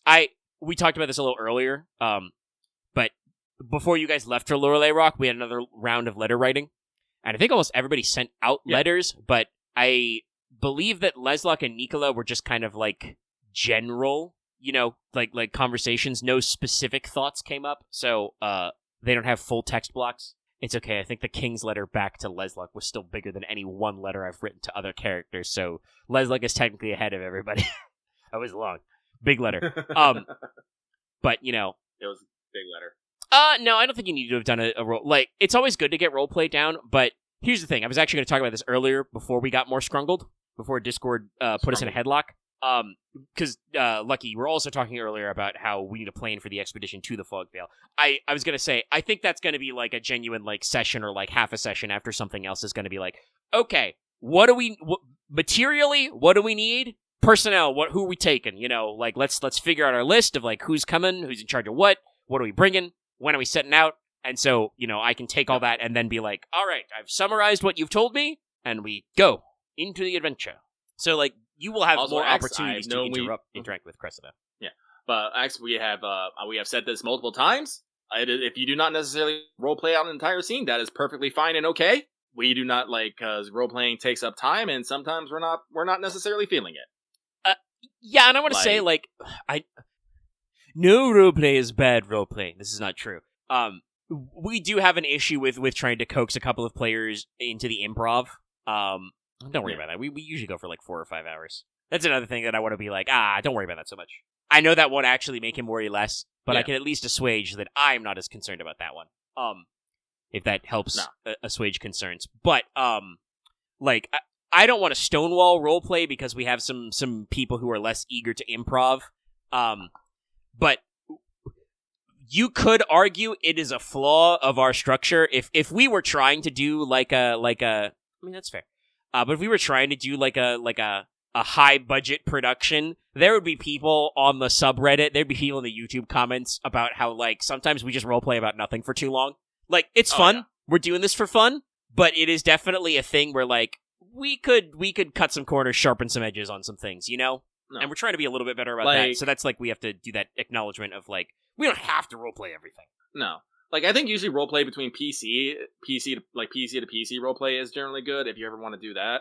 But generally, PC to NPC, unless you really want to, like, try to set something up, I think it's generally fine not to. Sometimes, I think we had a pretty good, there was a pretty good roleplay session between Conrad and Nino's last session that I really liked. And that probably went a little longer than I liked, but that was also the problem of there's a lot to talk to Conrad about, and we've just been kind of putting it off here and there, kicking it down the line. So yeah, that's our sessions our other problem. Yeah, it feels like sometimes we stack topics or subjects or questions until they reach a critical mass, and then we're just like, no, I just have to talk to Conrad this session. I have to do it. I didn't talk to him all last session. I need to talk to him this session. No, so sometimes it's just a matter of that we spend too long too much time not role playing, that we don't necessarily have that when we do get there we just take long, because the conversation with Conrad was, wanted to talk to him about Rena, maybe talk to him a little about his mom, talk to him about the club, talk to him about his future plans. There was like 4 or 5 separate conversations with Conrad in that one session. It's like, so no, that one did go on like a little long, but it's like I wanted to get those things out. And like I said, I think it'd be better, and I think it's better to role play PC to PC things, because that's when we get a lot more of the back and forth. It's just not us speaking to a mega who has to do funny voices all the time. This is also kind of one of the things I like about us just being able to write letters. We can just like, hey, I'm gonna write a letter about this person and see what they say, and just a Meg can just give box later. Like, okay, excellent. Yeah, and I think with this one, because there's a decent number of them, I'm gonna say like, if you want me to read this out loud for the people in the back, I can. But otherwise, here, read this. Yeah. So no, we're constantly working on tightening things up, but like I said, I think if someone wants to roleplay, they should. And like I said, we're doing this for fun. We don't need to be like worrying about the clock. The session ends when the session ends. Dallas usually has a hard out, and I think Axe would, combust slightly if he had to say that he had to go early or something. Yes, Axe also has a hard out. He would never say he has a hard out. Because he's that kind of guy, but he also usually has work the next day. So, like, if the session ends, the session ends. We just, put it down and we pick up next time. Like I said, generally this is why I try not to be too forceful about it, but I do, like to try to do the early check-in and, probe gently where people are. Like I said, because Dallas sometimes ain't done with things until, like, 5:30 my time. Loth ain't waking up until, like, 5 or 4 or 5 my time. Omega's usually eating dinner about that time. Axe, I don't know what Axe is doing around that time. He doesn't really, I mean, sometimes I think he's because he's a madman. He's coming off another session on Sunday mornings or afternoons. Maybe. But yeah, usually we're just kind of, around killing time. We're double checking, is so-and-so back from work? Has Dallas actually, like, made it home? Because sometimes he has to fight through LA traffic. So yeah, it's, I appreciate when you ask up. I feel like for most games, I would be, like, checking in, like, the day of, but I feel like for Rain, you've been really on the ball and just being like, so what do you got? Oh, yeah. I was like, I like to make sure that, nothing weird is happening, because I like to get started as early as possible. That's just me. Like I said, because guess what? Me playing Rain is the highlight of my week, so the more time I get to spend in Rain, the better. Lucky's unemployed as fuck. I don't have a fucking hard out. I will go as long as I'm knowing. That's simply how I am. Honestly, that's how I've always been. Yeah. I've stayed up overnight to get some Skype game sessions done before. Yeah. No, but Lucky, nah. I don't know if Lucky could do the 24-hour gaming sessions that I used to do, but I used to do those. I never went quite that far, but yeah, I scheduled some VoIP games in the past that were very long and very late at night. Nah, but no, it's just one of those things of like I never worry about like how much time we actually play. I just more worry about maximizing maximizing the time, whether that time is 2 hours, 3 hours, 4 hours. Because when people get like I said, like number one thing we say on our channel, especially in the secret tabletop game, is life happens. It's like people got to work, people got to eat, people got to sleep. People can't be playing games all the time. So let's focus more about getting what we want done in the time we have. Oh yeah, somebody broke their toe. So it's better to so it's better to focus on getting as much time as we can rather than actually how much time we have. So I have never. Well, it's always one of those things that I check the mission clock. I was like, oh man, we've been going for like 2 hours. I feel like there's two ways you check the mission clock. It's either you look at it and you're like, how is it only an hour gone by? Or you check it and you're like, oh, by the way, you know what? It feels like it was 10 minutes ago when I said we'd only been going an hour. We've been going for 4 hours. Oops. Yeah. Oops. And usually I'm only checking the mission clock because we got to, pause or something or other. Otherwise, or I'm getting up to go check something like in a kitchen or something. Pausing, running around for bio breaks and stuff. Taking a breather. It's important. It's important. It is important. But no, like I wish I had the words to assuage people and their concerns, but I don't. Yeah, like I think it's just kind of a general like just be cool. It'll work out. I think you got to put a little effort in. You can't just go for nothing. But most things are pretty easy to work on and smooth over time in role playing. I have actually, because I've like played with and game mastered with randoed before. Like I've run into not most D&D horror stories on like Reddit and shit. They're creative writing. They're made up. They're not real. They ask ChatGPT. But I have run into some people who were like a little obstinate on the internet for no reason, or didn't pick up on stuff, and like or had conflicting character types with just random pickups on the internet, and it's like, nah, we're a lot more put together than that. And like I know that there's like a concern over like, oh, are we actually how much are we accomplishing? But it's like, no, but there's a lot to chew through. Like we started this Rain conversation by talking about how like last session there was about 50% of it. I think it was a recording that was about 4.5-ish hours, 5 hours. I'll check later. But like about half of that, the back half of that was all exploration and lore. Because that was all, like I said, like set up world building stuff like we talked about. You started it with a lot of interpersonal role playing and not exactly set up, but, like, thinking about, like, what generally we're doing, in-game, in-character over the next couple of weeks kind of stuff, Like, we ended a meeting, and it was like, okay, all right. Logesh has a new job, a project was suggested to him, give him some facts, let him think about what he wants to do about that kind of a thing, discuss it with the group. You and Comrade talking about your plans and stuff like that. Lizak taking a couple of conversations and Marquesley meetings. Marquesian? What's the adjective for Marquess like? There's gotta be one. I'll figure it out later. But like I said, the back half was all the world building and lore stuff, and it's like, yeah, that's not necessarily going to be like super time efficient, but we're building up later. The idea is that you have this information about the general vibes of like the Myrrh and Lorelei Rock and Sealmond Logie and whatever now, so that like 10 sessions, 20 sessions, 50 sessions from now, when I'm like, the sea people have come back, the sea ghosts come for revenge, you're like, oh shit, it's just like that thing we read about 25 sessions ago. Let me flip through my notes. What were those guys' deal? Right, we gouged out his eyeball and chucked him into the sea, chained to a rock. Apparently, he's miffed about that. Assuming, of course, that I didn't reintroduce the plot point with him, appearing fucking Ramses the Man in Gauze style, being like, you plucked out my eyeball and chained me to a rock and threw me into the sea. I'm bothered about this. And that's only going to be work if his eye is like rolling around somewhere, like doing something. Return my eye. Evil eye. I don't know what I'm saying. But working on stuff. Actually, I wouldn't be surprised if I wouldn't be surprised if his fucking plucked out like some evil eye power on it. That'd be wicked. Also, I hate it. I'm pretty sure you did somebody kept that Cyclops jar in some formaldehyde. Or Cyclops eye, a jar of formaldehyde. Yeah, I think that's in the Marquis's that's in the Marquis's solar. We'll have to remember that next time. I don't know if we can actually still shoot lasers, but hey. Actually, you should have we don't know why, but you're pretty sure. It was theoretically active. You should maybe you can have Aramita look over it. Nico was originally planning on doing some weird science show, but he was like, nah, it's just an evil eyeball. What are you talking about? All my spells are great. That reminds me. I probably need to make sure. That reminds me, I do need to probably write down what spells I want to teach the students this month. Yes, that's right. We did talk about that, and I did think about that earlier this week, but I did not mention it. I mentioned other things.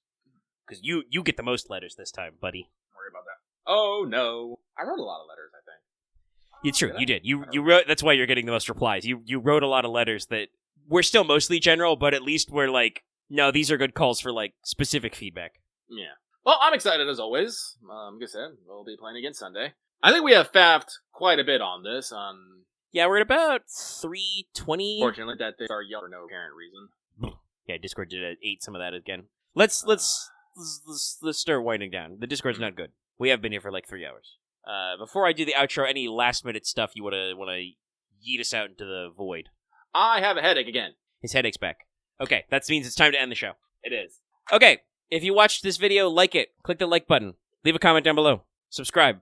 Ring the bell. Hit up our Discord, especially if you're interested in Vintage Story. We'll like I said, we'll open up a thread there. Discord links are in the description and on the channel page. Consider joining our channel memberships. It's cool. Support us on Patreon. Get this episode for in audio format for as little as $1 a month. I almost said just the $1 a month part. That's not quite correct. You can get the episodes free on YouTube. You just have to deal with YouTube. You can get the audio. Special shout out to our high-level patrons like Adam Hart, Blex G, Call Me Zed, Carlos, Dragon, JDV9000, Starlight, Legendary Boss Hunter, Rise of Kenji, Rogam, Trevor, and Varian the Crow. Thank you very much for your support. Patrons, thank you for listening. We'll see you next week for more summer and probably more updates on special Madam President quests. Do your Bleached Earth. We'll see you later. Good night, everybody. Good night.